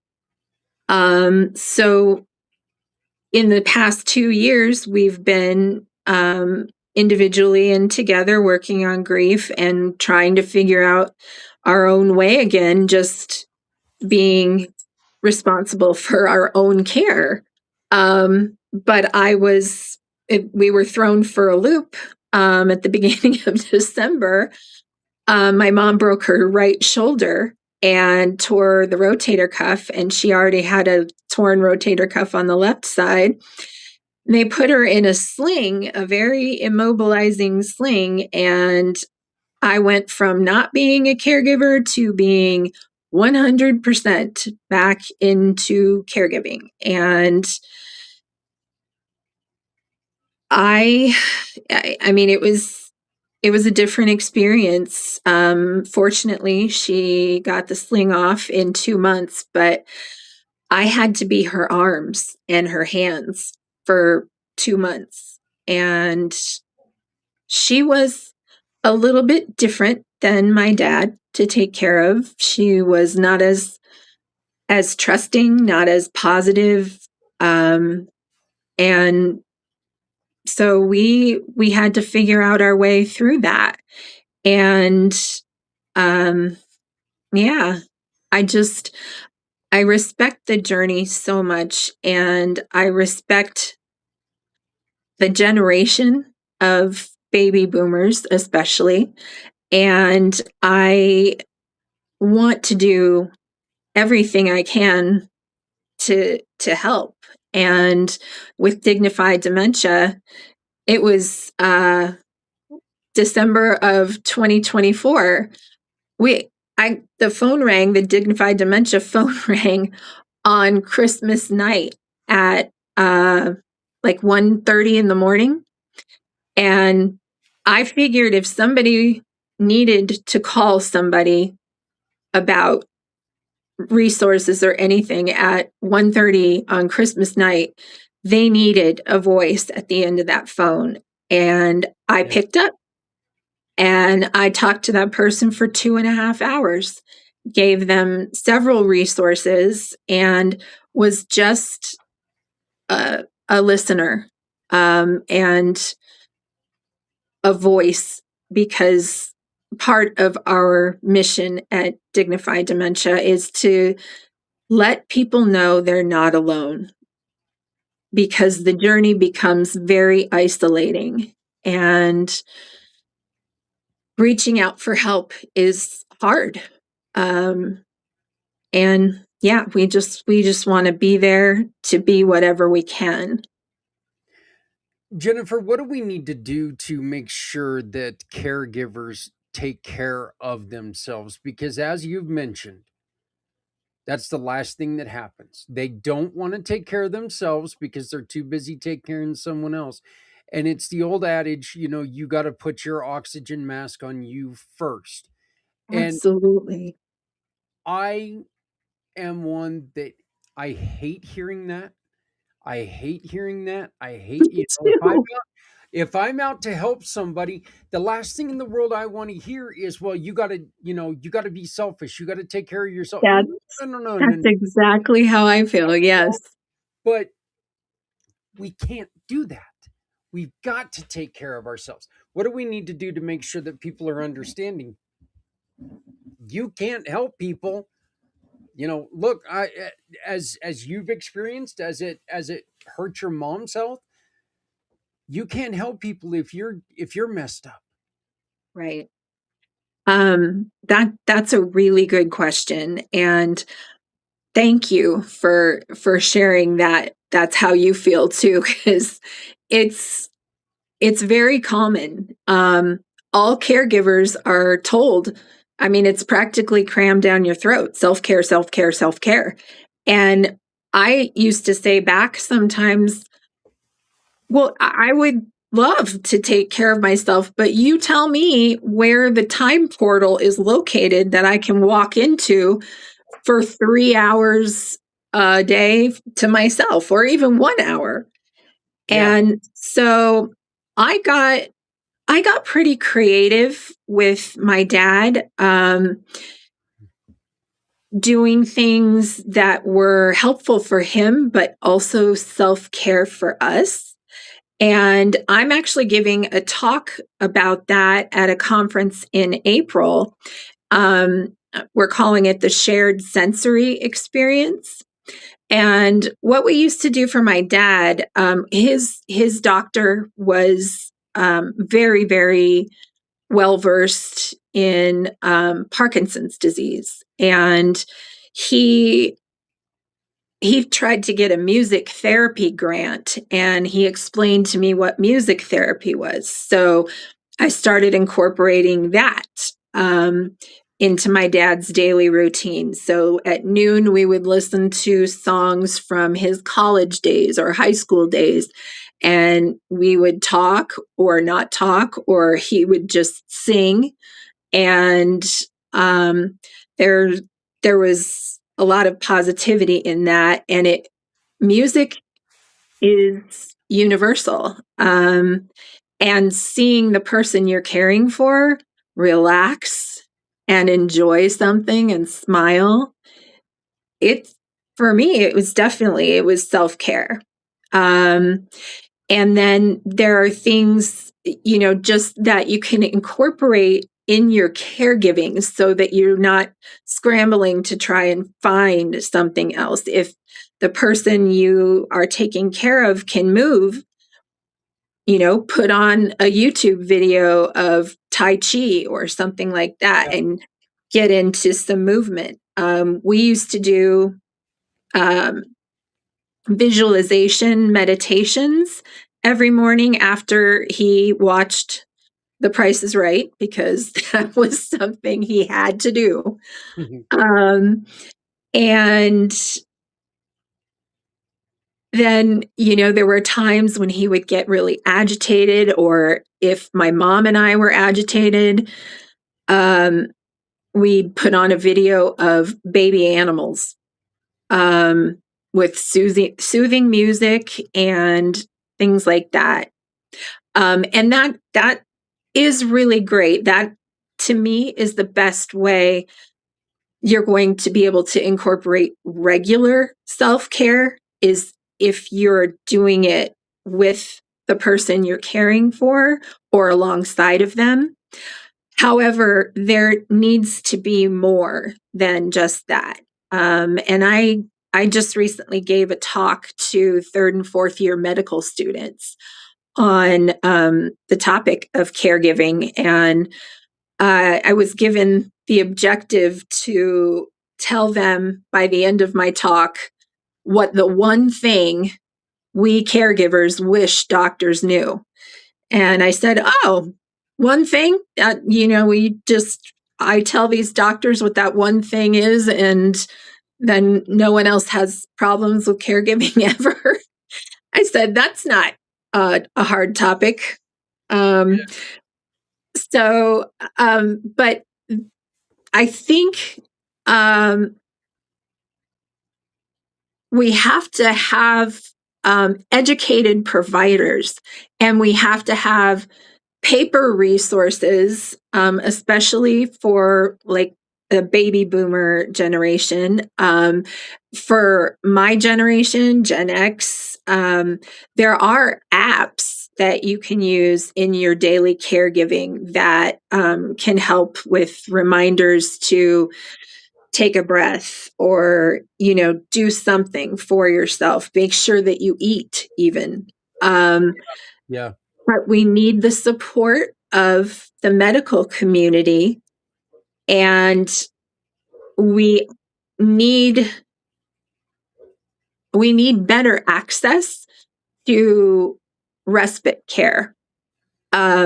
Because I don't know if you've ever tried to get care for a loved one or yourself, or, anything like that.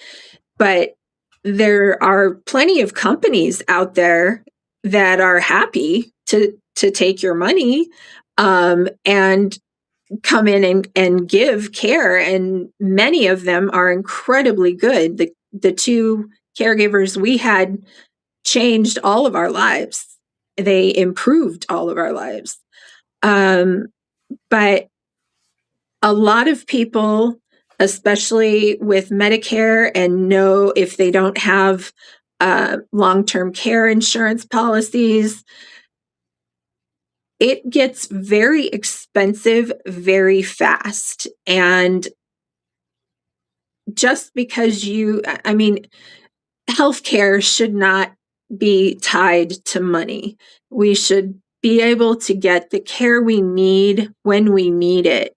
And that barrier of getting through red tape with insurance or getting the right referral, that all falls on the caregiver, and it's more work to do. And we need help on many levels. We need help in the legislature. We need help on the ground.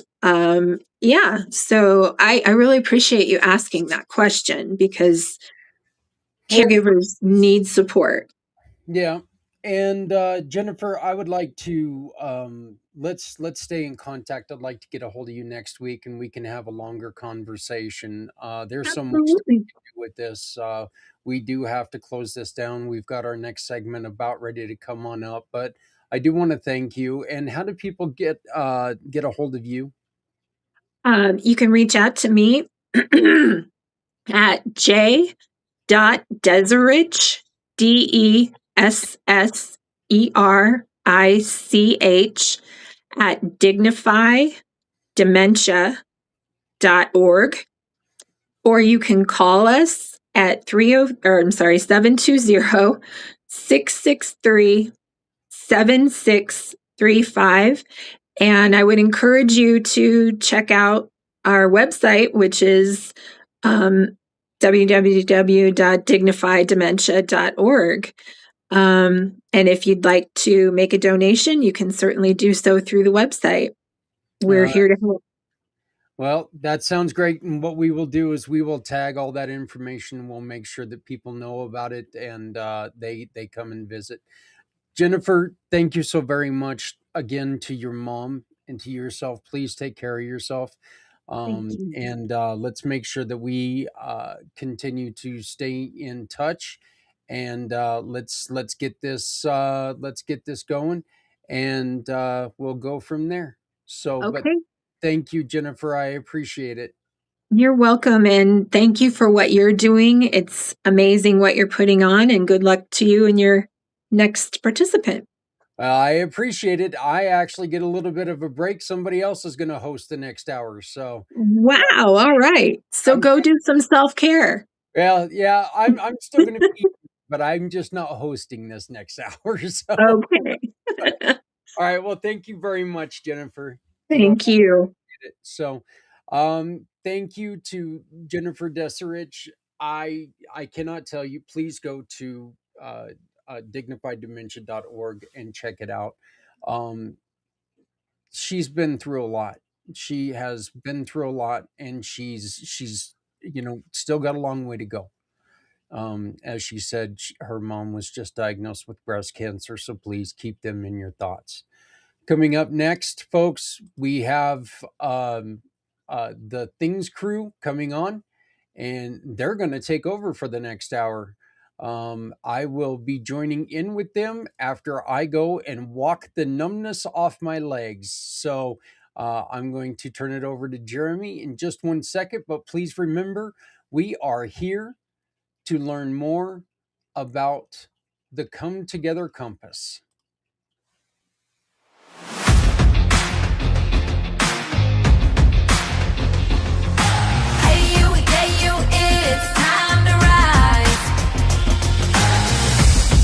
Every heartbeat tells a story, a silent rhythm, strong and true. But silence helps one hear the call. Your voice can break down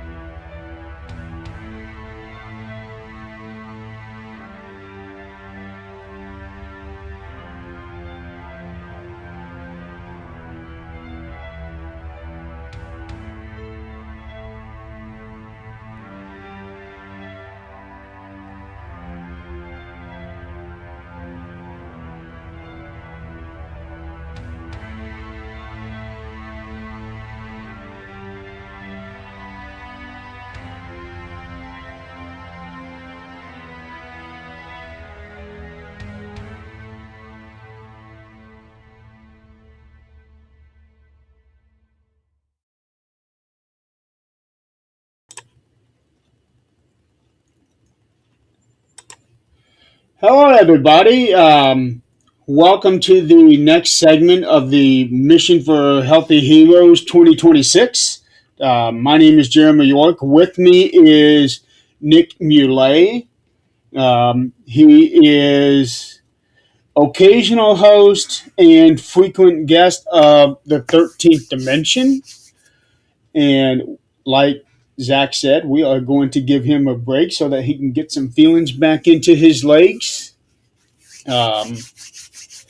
Meanwhile, Nick, who is still muted, continues on even for this event. it never fails. It never does. Oh, and Here just we in go. time of who we're going to have on. Hi, Uncle Ralph. Hi, how you doing? I'm doing good. How about you? Good, good. Hi, Ralph. Jeremy, nice to meet you. Pardon?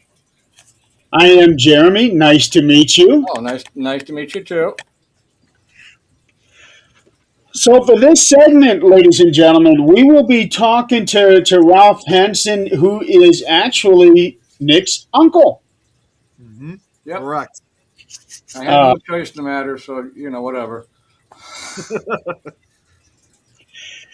So, now Nick had just told me about you yesterday. He said that you had served in the military. I'm trying to find the information he had given me. It's in there somewhere.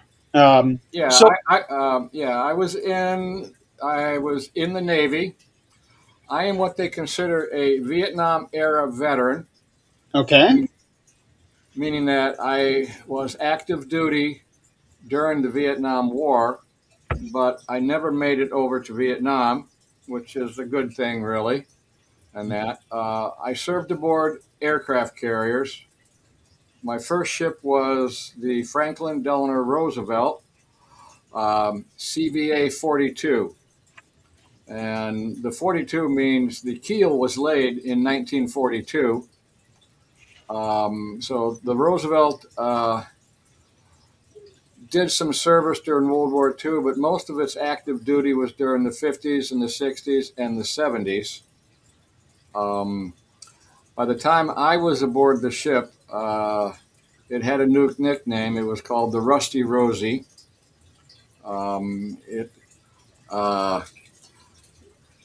It basically had some issues with rust and that. Eventually, the ship was scrapped because, for one thing, it was a 600 psi steam powered ship. It wasn't big enough for the new jets. At the time I was in, the Tomcats were just coming online. The planes that the Roosevelt had were the F-4 Phantoms, and those were used extensively in the Vietnam War. I used to have some pictures of flight deck activities, but I can't seem to find them right now in that. But my first ship, it was about 1,000 feet long, and I was a machinist mate, and during some of my duties, I was also a mess deck master at arms. I was in charge of the scullery crew, which is just kind of boring, but they actually rotate the seamen through mess deck duties and that. So I was in charge of about 7 people in the scullery, and that's where they took all the trays and the silverware and the glasses, and they ran them through the big dishwashers and that. After that, I was assigned to the catapult steam repair shack. So I was working with a couple other people, and we had a berthing area that was right below the flight deck. So I was on the port side. Yeah, I was on the port side. And during the morning, when we were out at sea, steaming and that, they always lined up the jets and everything alongside the flight deck, and they would warm up the engines and all this stuff. So when we got up to go down to the mess deck for breakfast, we'd have to go out of our area. But before we stood up, we had to look above, and if we saw air that was shimmering, we basically crab walked down the catwalk, because if we stood up, we'd get hit with the exhaust of a jet plane and it would burn our hair and basically blow us off the side. And that 40-foot fall wouldn't have been good for us. So that was kind of like life aboard the ship. I was able to wear a green shirt, which signified I was with the catapult crew. So I was allowed on the flight deck during flight ops. During flight ops, if you don't have the right colored shirt, you are not allowed on the deck, because, frankly, it's a freakingly dangerous place when they are positioning the jets and everything. They've got the fuel handlers, they've got the catapult crew. If you've seen any videos, it is a choreographed dance. They move the planes into position. They get them hooked up to the catapult chocks. They raise the blast doors behind the jets. And there's a guy that is underneath the jet. And he makes sure everything is attached right. And then he signals to the catapult crew, basically saying, go. And then he ducks down real low, because when he says go, the catapult crew pushes the button and the jet shoots off the front of the ship. So he is there, and he's got, he's got this F4 roaring overhead, and they do it all the time, constantly. And of course, after a while, they change the people out and that. And it's very loud, of course. You've got all the jets going there. Night ops are really dangerous, because if you've ever been at sea, there's no lights. Usually we were in blacked out conditions in that, except for the exhaust of the jets, and you really can't see what you're doing that much. Wow. Yeah, that makes it even much more dangerous. Oh yeah. I found a picture. I did a search. There were several ships named Roosevelt. So let me know if I got the correct one. Okay. That looks like it. Yep. That's okay. That's an old. Yeah. That's it. This is the one that I found. It says USS Franklin D. Roosevelt, CVB, CVA, CV-42. Yep. That's my first ship. Awesome. Glad you got it on the first try.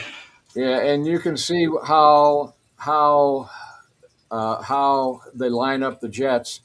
My berthing area was basically to the left of that first jet, down below, and that's why we had to always look up when we were steaming and that. And you can see an F4 Phantom back there. You'll see there's a little tractor that's pulling the jet. That was something that was affectionately known as a man-eater. Right here? Yeah. Basically, it had a big intake underneath it. And if you were unfortunate enough to be walking too close to it when the engine was revving up, it would suck you right in. And there was no hope for you. Wow. So, yeah. So I don't mean to get real gory, but yeah, I mean, unless you know what you're doing, you don't want to be on the flight deck. Right. and that. So But what does the 42 mean? well, the 42 was the year that the ship's keel was laid down, Okay. and that. When you see the carriers, it'll be like USS Nimitz 71 or something like that. That's when it was. That's when the build first started on the ship, Okay. and that. Okay. Um, so of course, once you shoot the jets off, you eventually have to recover them, and that was interesting. You'd see the pilots coming in, and most of them are pretty good. But we always like to watch the guys, and occasionally there'd be a slight miss up. The the pilots are trained to catch the third hook or the third cable, and sometimes they missed and they caught another one, or maybe they would bounce a bit more than what they're supposed to in that. Um, I do remember we had an unfortunate accident. We lost an F4 Phantom and its crew.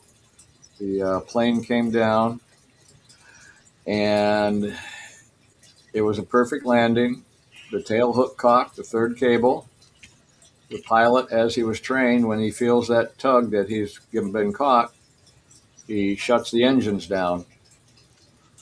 At the time he shut it down, the cable snapped.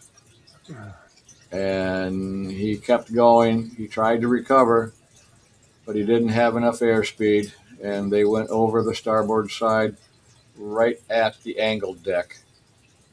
And there was nothing. I was actually in the stern of the ship at the time it happened. I did see all the videos, but when the plane went over like that, all the alarms went off. That plane overboard, man overboard, and they went to like a full stop with the engines and that, and I could barely keep my feet. The back end of the stern was bouncing so much from just trying to get the ship stopped. They turned it around, but on an aircraft carrier, the turning radius of an aircraft carrier is roughly about 1 mile in diameter. Wow. Wow. They immediately launched the copters and the rescue crews, but by the time the stern of the ship passed the plane, all you could see was just the top of the tail of the plane, and it was already 6 feet under and sinking. And that was not a good day. Oh, I'm sure not. So, you know, but that was it. My second ship I caught in Bremerton, Washington. It was in dry dock. It was the Kitty Hawk, CVA 63, and that. And if you think an aircraft carrier is big sitting out on the water, when you see it in dry dock, you are like amazed that man can build something that big. It is just huge.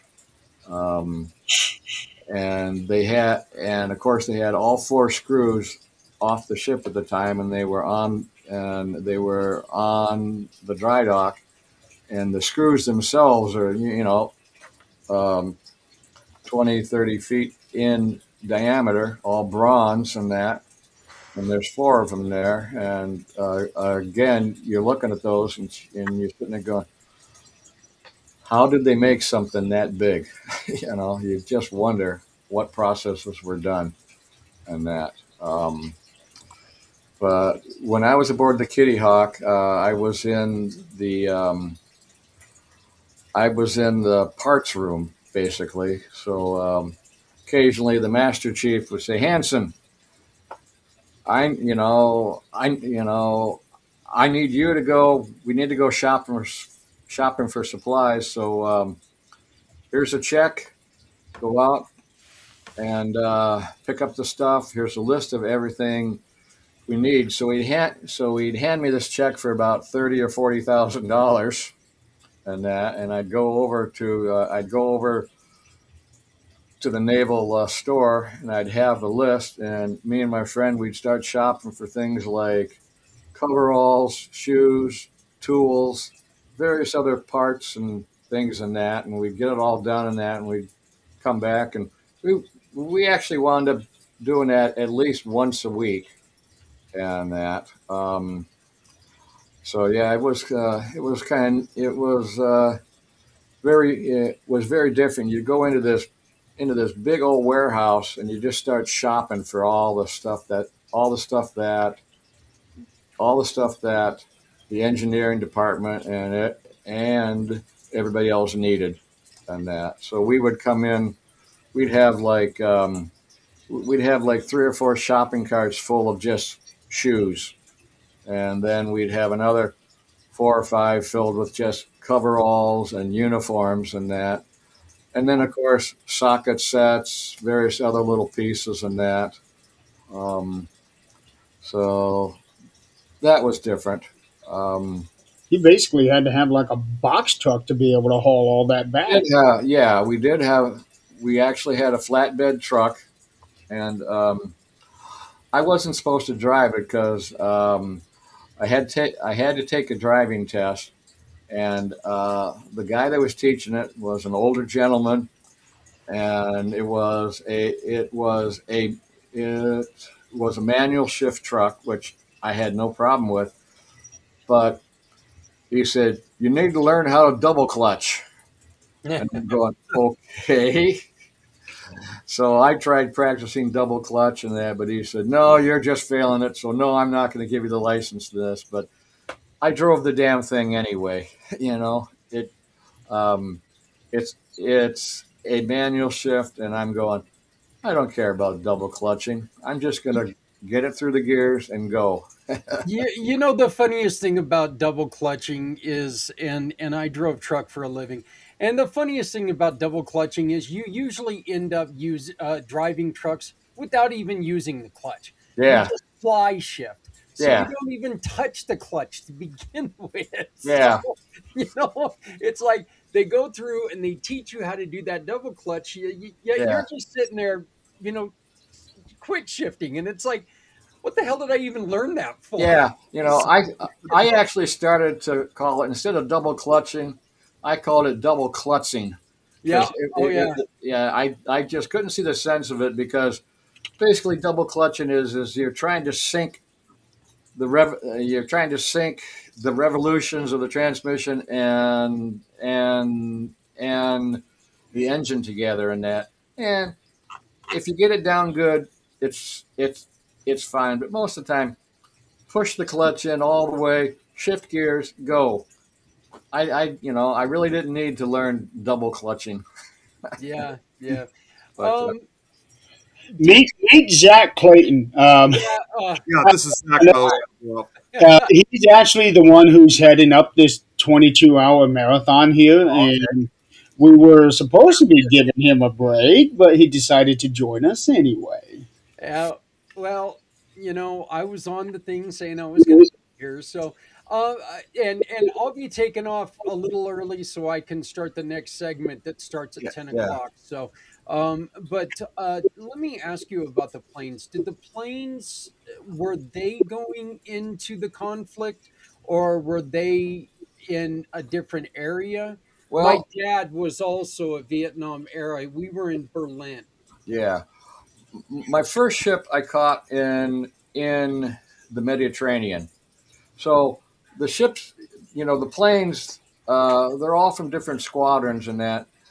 I'm trying to remember. I think we had I think we had the Aces squadron and that. So they always paint the squadron symbols on the tails of the plane. I'm pretty sure that a, a lot of the pilots, they were aboard they'd been rotated back to the Rosie, but I think a lot of them had actually done combat tours and that. So how close were you to Vietnam when all of this was happening? Well, I never made it over to the Far East. My first tour of duty was in the Mediterranean, and that I caught my ship in Torremolinos, Spain, and that. And then shortly after that, we rotated back home. It was kind of funny. We basically filled up all the ship's store. We got all kinds, gallons and gallons of fresh milk and all that, right? Well, I think someone sold them a bum cow or something, because shortly after we passed past the rock of, and we were out in to the open ocean, they were dumping the milk. So for like miles and miles, there was a white trail of spoiled milk going out behind us. Oh, Oh, jeez. So yeah, they weren't too happy in that, but that's a lot of milk. oh yeah, and that was another thing. We did some underways replenishment where they had to top off the oil tanks, and so we're on the port side of this tanker, and we got the hoses going out, and coming up on the starboard side of the same tanker is one of our escort destroyers. And my ship, we're just cruising along. You hardly feel any waves or motion in that. The tanker is kind of rocking a bit, but that poor destroyer, they looked like they were riding a bronco. They looked like they were in a rodeo trying to ride a bronco, horse in that. I mean, they were pitching up and down, turning every way, but they got hooked up and got their tanks fueled up, and that. So that was that's something you don't see every day, of course, Right. and that. But that's about it. It's that was my service. I spent some time at the Philadelphia Naval Hospital for like a speech. I used to stutter a lot worse than that, so I spent some time there. Met some good people, toured the site, saw the Liberty Bell, Independence Hall, all that good stuff.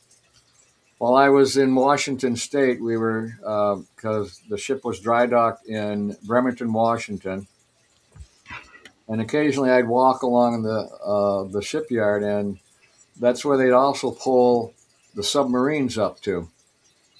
And you walk by this submarine, you see this big old cigar-like ship sitting on the chocks there, and the entire front end is off, and you're looking at this big old, looks like a radar dish, but that was the actual sonar dome, and that. So they have the whole thing off, and you have this big old sonar dome, which basically takes up the entire front end, and that. Yeah, I mean that was those are sites you don't you just kind of keep in your mind. I have to say the Washington State area was a beautiful area to be in. I would get off ship, after 5 o'clock and that, and I had a favorite spot. I'd take my car down to the spot where you could see off in the distance. You'd see Mount Rainier, and you'd see the white drift of the snow kind of blowing off. You'd see, and we're right in among all the pine trees, just the scent of the pines and that. It was a very nice thing, very pleasant in that, But I don't know, any questions for me? Yeah. One of the questions I wanted to ask is, as a era veteran, what were some of the things that you were dealing with when it came to like mental issues that maybe someone who was a battle server did not have to deal with? Was there any guilt on your side that you weren't there? Was there anything that you had to go through as a non-combatant that Not really. At the time I was in, they were winding down from the Vietnam War. I mean, I remember sitting in the engineering office, and on TV, I saw the helicopter on top of the U.S. Uh, embassy, and people trying to scramble up ladders and that, and yeah, that was yeah, in that. So like we were winding down. So at that time, everything was tired. The ships were tired. They were, they hadn't had enough overhaul time. We actually had chiefs in there that probably joined at the end of World War II, and the master chiefs and that. Some of those old guys, boy, you did not want to cross them. They were because basically, I'm a master chief. I know I know the Navy, and you're not fitting in. So yeah, they would, they would give you hell. They had, they had, they had some good stories. I heard stories um,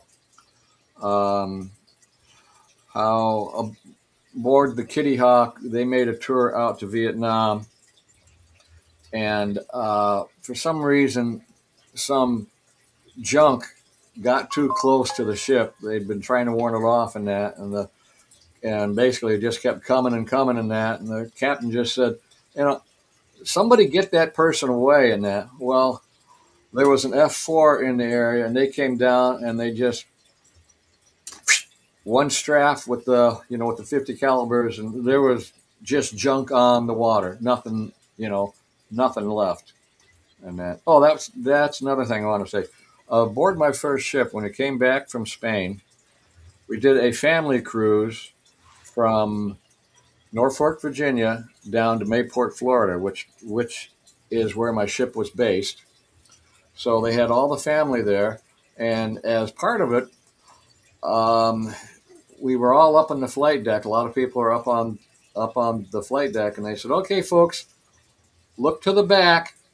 And you can just barely see it. You'll see a couple of smudges and that.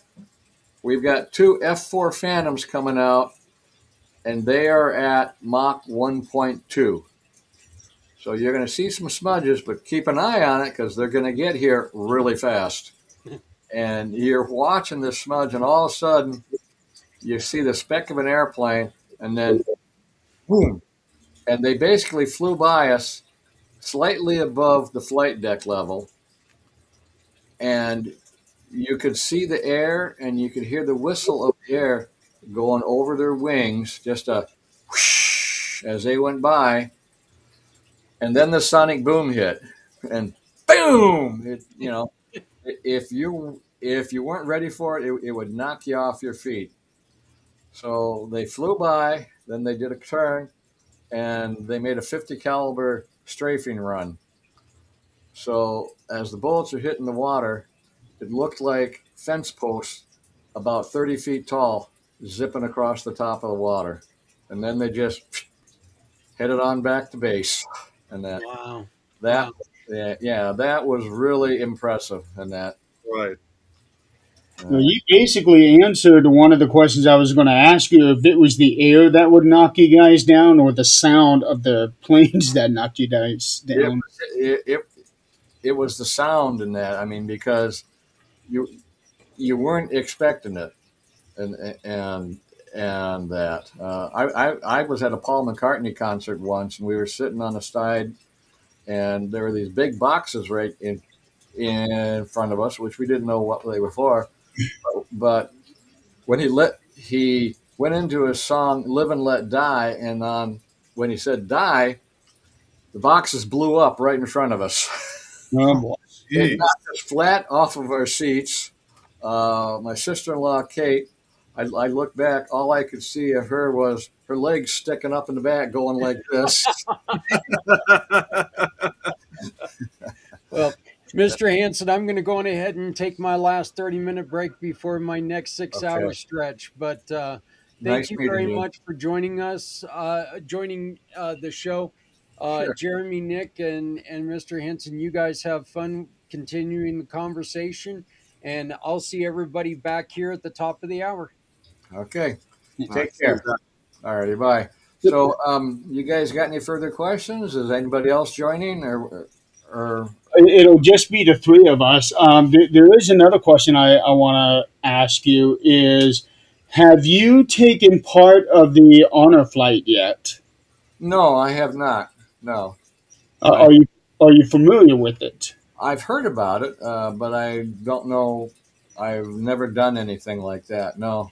I So think it'd be kind of cool to do. And that I hear they treat you pretty good. And that. it's an awesome trip. I actually went with my dad 2 years ago because he was considered part of the Korean time frame, Yeah. and it is a 1 day event, but it's very fast paced. You get there at 5 o'clock in the morning at the airport, Uh-huh. and you don't come back until about 10:30 that night. Oh, well, that's fine. Um, Been there, done that. Thanks. You know. and they take you everywhere. You go to the Iwo Jima Memorial. You go to FDR Lincoln Memorial. You go to the Vietnam Wall. You go to the Korean thing where they have all those statues. Yeah. Um, let's see. We went to the 9/11 Memorial out there at the Pentagon. Oh, okay. Um, I would love to do that. Sign me up. basically, all you have to do is go to honorflight.org, Oh and yeah. Okay. it's very, very easy. Click on find a hub you need. What state are you in? Illinois, Okay, so let me Chicago area. check and see. I'm pretty sure Illinois has a. Let's see. Illinois. What county are you? DuPage County.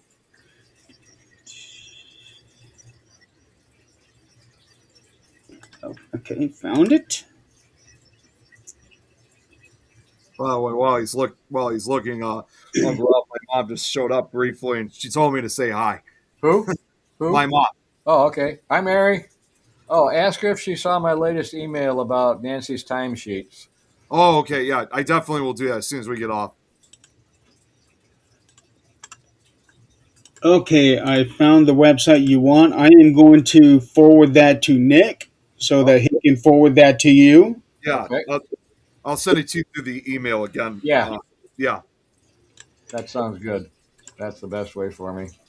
So basically, what this is, it is a free event for you, Uh-huh. but you will have a guardian with you, and that guardian, uh, it really it can be anybody. Oh, my Uh, daughter is a captain in the Illinois National Guard. Of course she's due with her first baby in May, but oh, yeah. okay. But Uh, I could probably find I could probably find someone in that's willing to go along.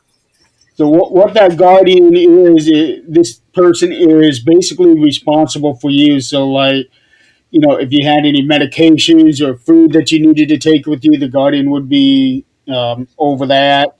If I you Yeah, have a wheelchair, that person yeah. pushes you. But the guardian has to pay $400 to go Oh, on this thing. okay. Yeah. The I veteran is free. I'm 73, but I'm in fairly good shape. I just had a shoulder operation. They kind of did a reverse socket thing on me, but for the most part, I'm independent. I mean, I walk by myself, feed myself, clothe myself. Yeah. Okay. I don't have any major restrictions on me and that. Now that's even better for you. Yeah, except just what my wife puts on me, but we won't go into that. So Oh, well, that's typical. That's just typical. anyway, I got to get moving on here. Speaking of my wife and that, I don't know if Nick mentioned that, but yeah, we've had some medical issues with her and that. So we have her in a rehab home, trying to get her strength built back up and that. So I and Okay. Well, good luck with that. yeah, and I'm not able to drive yet uh, due to my shoulder surgery, which has been really frustrating. Right, right. So, I can relate. I've had shoulder surgery. My dad had shoulder replacement, so I understand how that is. yeah, so I'm going to go ahead and drop off. Uh, Nick, I really enjoyed this. Hope I gave you guys some idea of what it was like aboard ship. A lot of times when we're aboard ship and we're steaming and that, we would do a normal work day, and then um, that was it. Back then, if we wanted to talk to the family and that, we wrote a letter. Yeah. Right. We could call once we were in port. You could make a phone call and that. But nowadays, it's entirely different. You got emails, you got Zoom calls aboard ship, all kinds of stuff and that. But back then, yeah, it was. You want to talk? Write a letter. you It's nice, but at the same time, it's a pain. Yeah. So anyway, okay. Uncle Ralph, thank you so much for taking the time for coming Sure. on. So No really problem. appreciate it. Much. You really enjoyed the stories. Take care. All right, have a good one. Tell Aunt Bye. Nancy I said hi. Bye. All right. Let's see. How do I get out of here? Let's see. Uh, there should be some. Well, the simple thing is just click on the X at the top. Yep, Right. I see it. Log out. All right, take care. Bye now. All right. It was quite a story. Huh? That was quite a story you told. It was quite a story. Two gruesome stories there. He's Yeah. talking about losing somebody while out there on the ship, so that's got to be traumatic. It's something you never forget.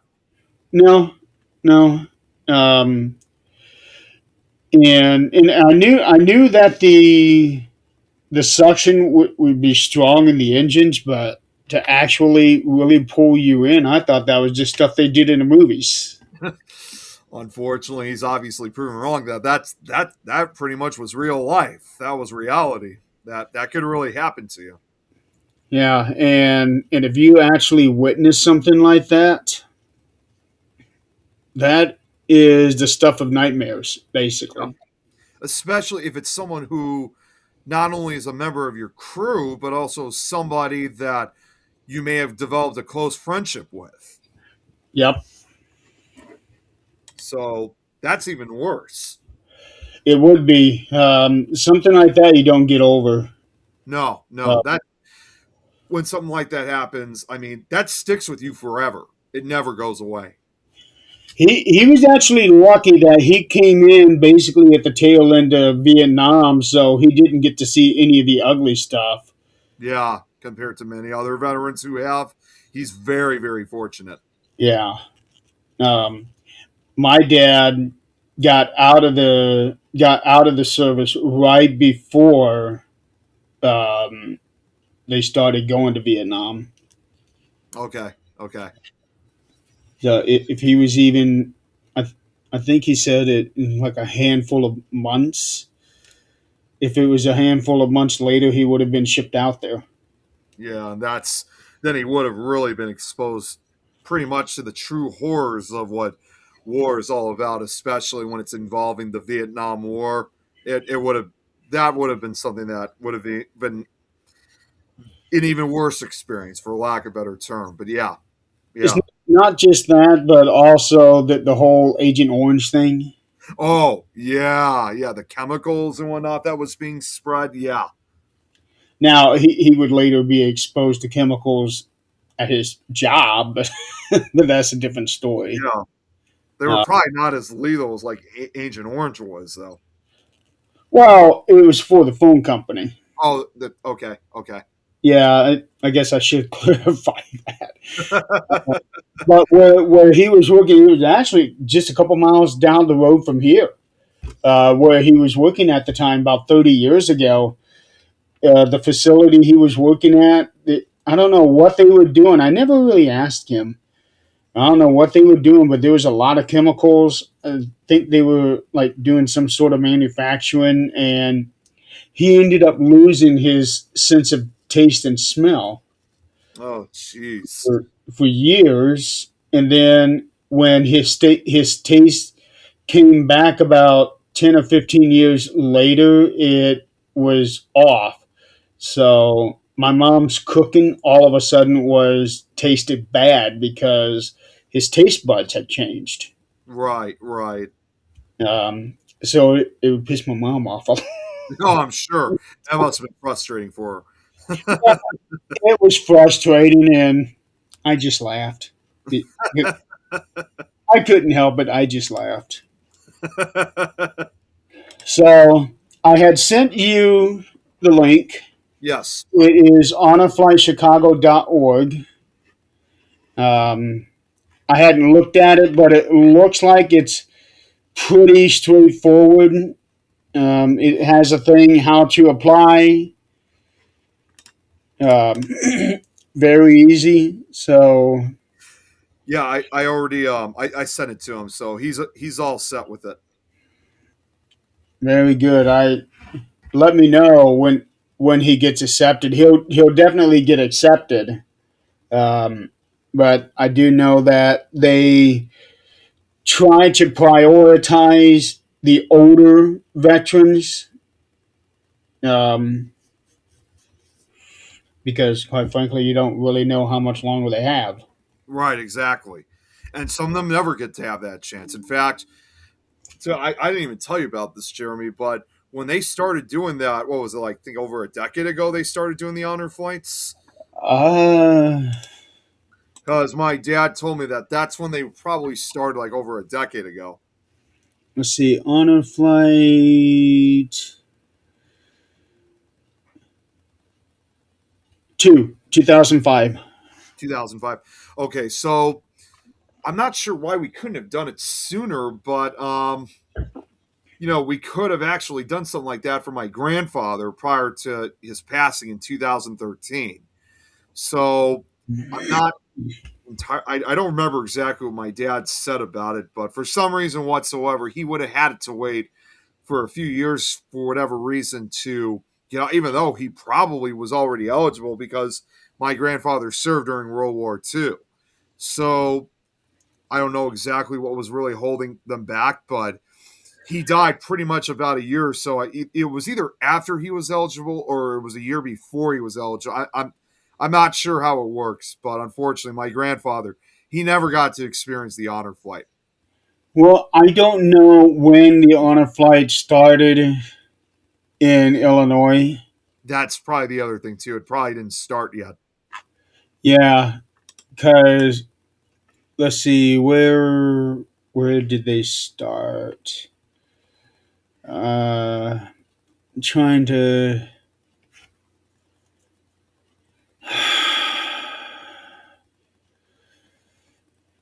It looks like it might have started in Ohio. Okay.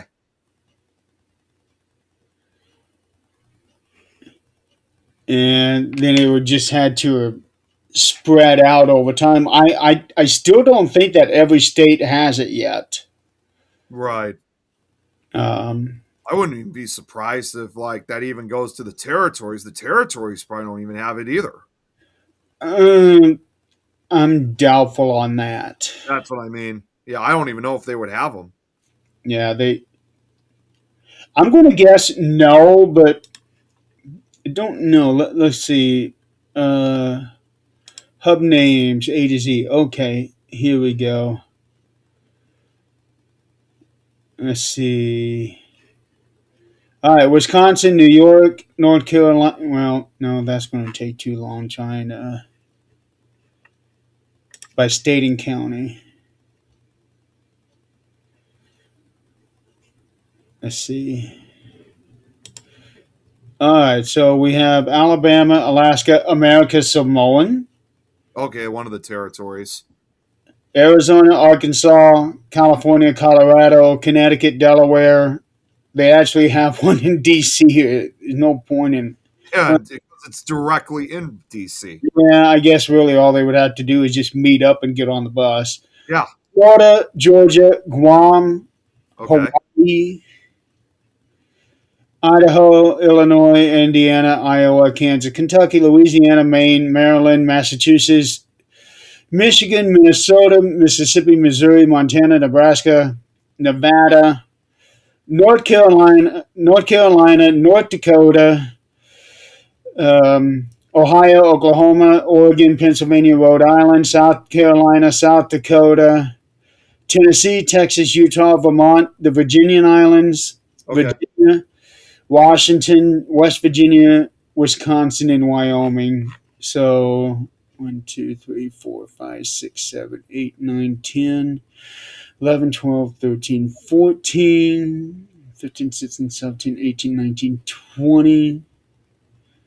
1, 2, 3, 4, 5, 6, 7, 8, 9, 10, 11, 12, 13, 14, 15, 16, 17, 18, 19, 20. 1, 2, 3, 4, 5, 6, 7, 8, 9, 10, 11, 12, 13, 14 states and territories, 54 states and territories. Okay, so even some of the territories are allowed to. So that would be the Guam, U.S. Virgin Islands, and American. Yeah. Besides Puerto Rico and Northern Mariana Islands is not there. Yeah, so Virginia Islands. Guam and American Samoa. American Samoa and DC, so looks like it is available in all 50 states. Just the only territories that are not part of it, though, looks like was Puerto Rico and Northern Mariana Islands.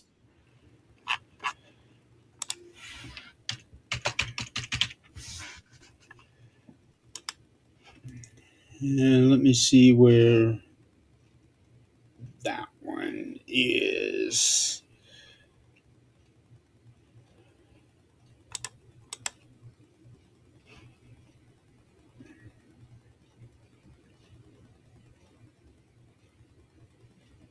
Oh. Hell, that could actually be part of Hawaii, really.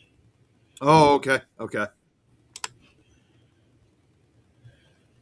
Well, 5 inhabited territories, and then we have 9 uninhabited territories. Right. Yeah. The 9 uninhabited ones, there's obviously they're uninhabited. It would just be the 5 territories then. Still a territory. And then we have 2 claimed.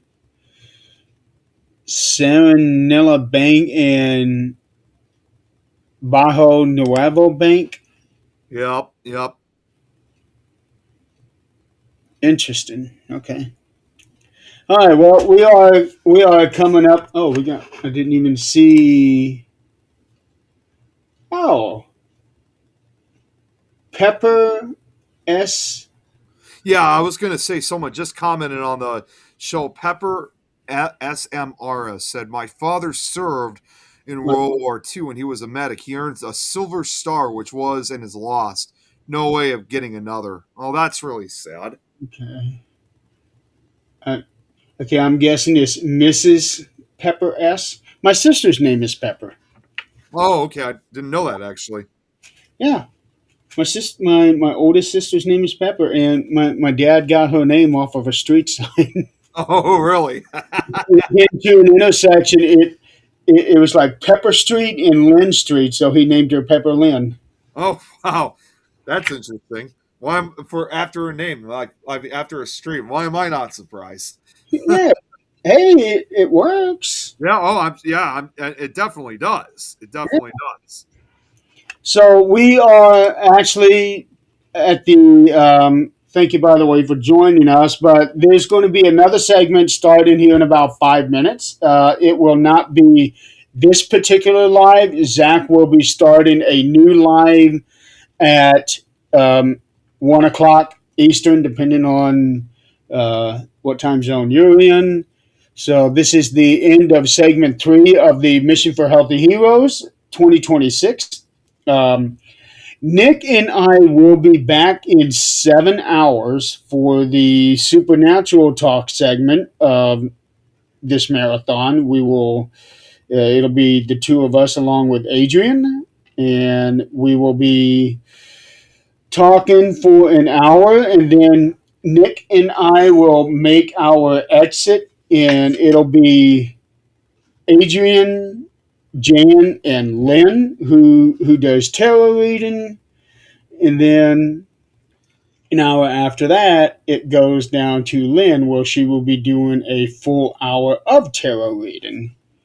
So, And also to add to it too, I wasn't sure what time Zach wanted to do this. In addition, I'm also going to be doing because I know he told me that there were still a few spots open. I just don't know what time. Of me doing a pre-recorded episode of Nick Files, which I finally, oh my God, that took a lot longer than I expected. And if that wasn't worse enough, again, I finally did something about storage. And I'm not even joking when I tell you this. I literally had to spend almost the entire night last night getting all the information put on the slideshow. So the only thing I just got to do quickly. We're so quiet on us yesterday. Yeah, because I was so focused on it. Yeah. So it is ready to go. It should only as usual. I also wanted to have enough so it could last for the entire hour. But more importantly, too, the only thing I just got to do, which I'm going to do right after we get off here, is I got all the pictures I got to add, and then after a few minutes after I need to catch a breath, I'm going to do the pre-recorded episode then, so it could broadcast sometime probably later tonight. Oh, you haven't recorded it yet? I haven't, so that's why my schedule's very tight for today. So I'm going to be doing that in literally like right after I get the pictures. Will only just take like no more than 5 to 10 minutes at most, compared to like when I had to get the information. So I'll be able to do that, and then once I have that ready, I'll be doing the show immediately. Okay, yeah. I know I'm cutting it short, but it was a really frustrating experience. So, words of the legendary and wise turtle Michelangelo, clock's ticking, dude. That's what literally I was telling myself. I mean, I'm just gonna say, like, I mean, I didn't even get that much sleep last night as a result. So, like, I didn't even care what time it was. Didn't care. I didn't look at the time, because I also realized like, every second counted, and I realized that every time if I did fall asleep or if I even did look at the clock, that literally would have been 3 or 4 seconds I could have saved. Well, now you care the time today. Yes, I do. Just got to add the pictures, and we're ready to go. Yeah. Okay. Well, we got to cut because Zach will be starting in 2 minutes. So everybody, for the last 3 hours, thank you so much for joining Zach on this adventure, hanging out and playing along with us. And also thank you to Ralph for taking time out of his busy day to tell us some stories. We really appreciated that. So everybody out there, be safe. I know here in this area we got dumped on with snow again. That happened to us too. It's probably the same system that affected us. You guys got it too. I was kind of shocked when I woke up this morning. All right, ladies and gentlemen, stay tuned for the next segment starting in less than 2 minutes. You guys have a wonderful day, and we will see you later tonight. See you guys.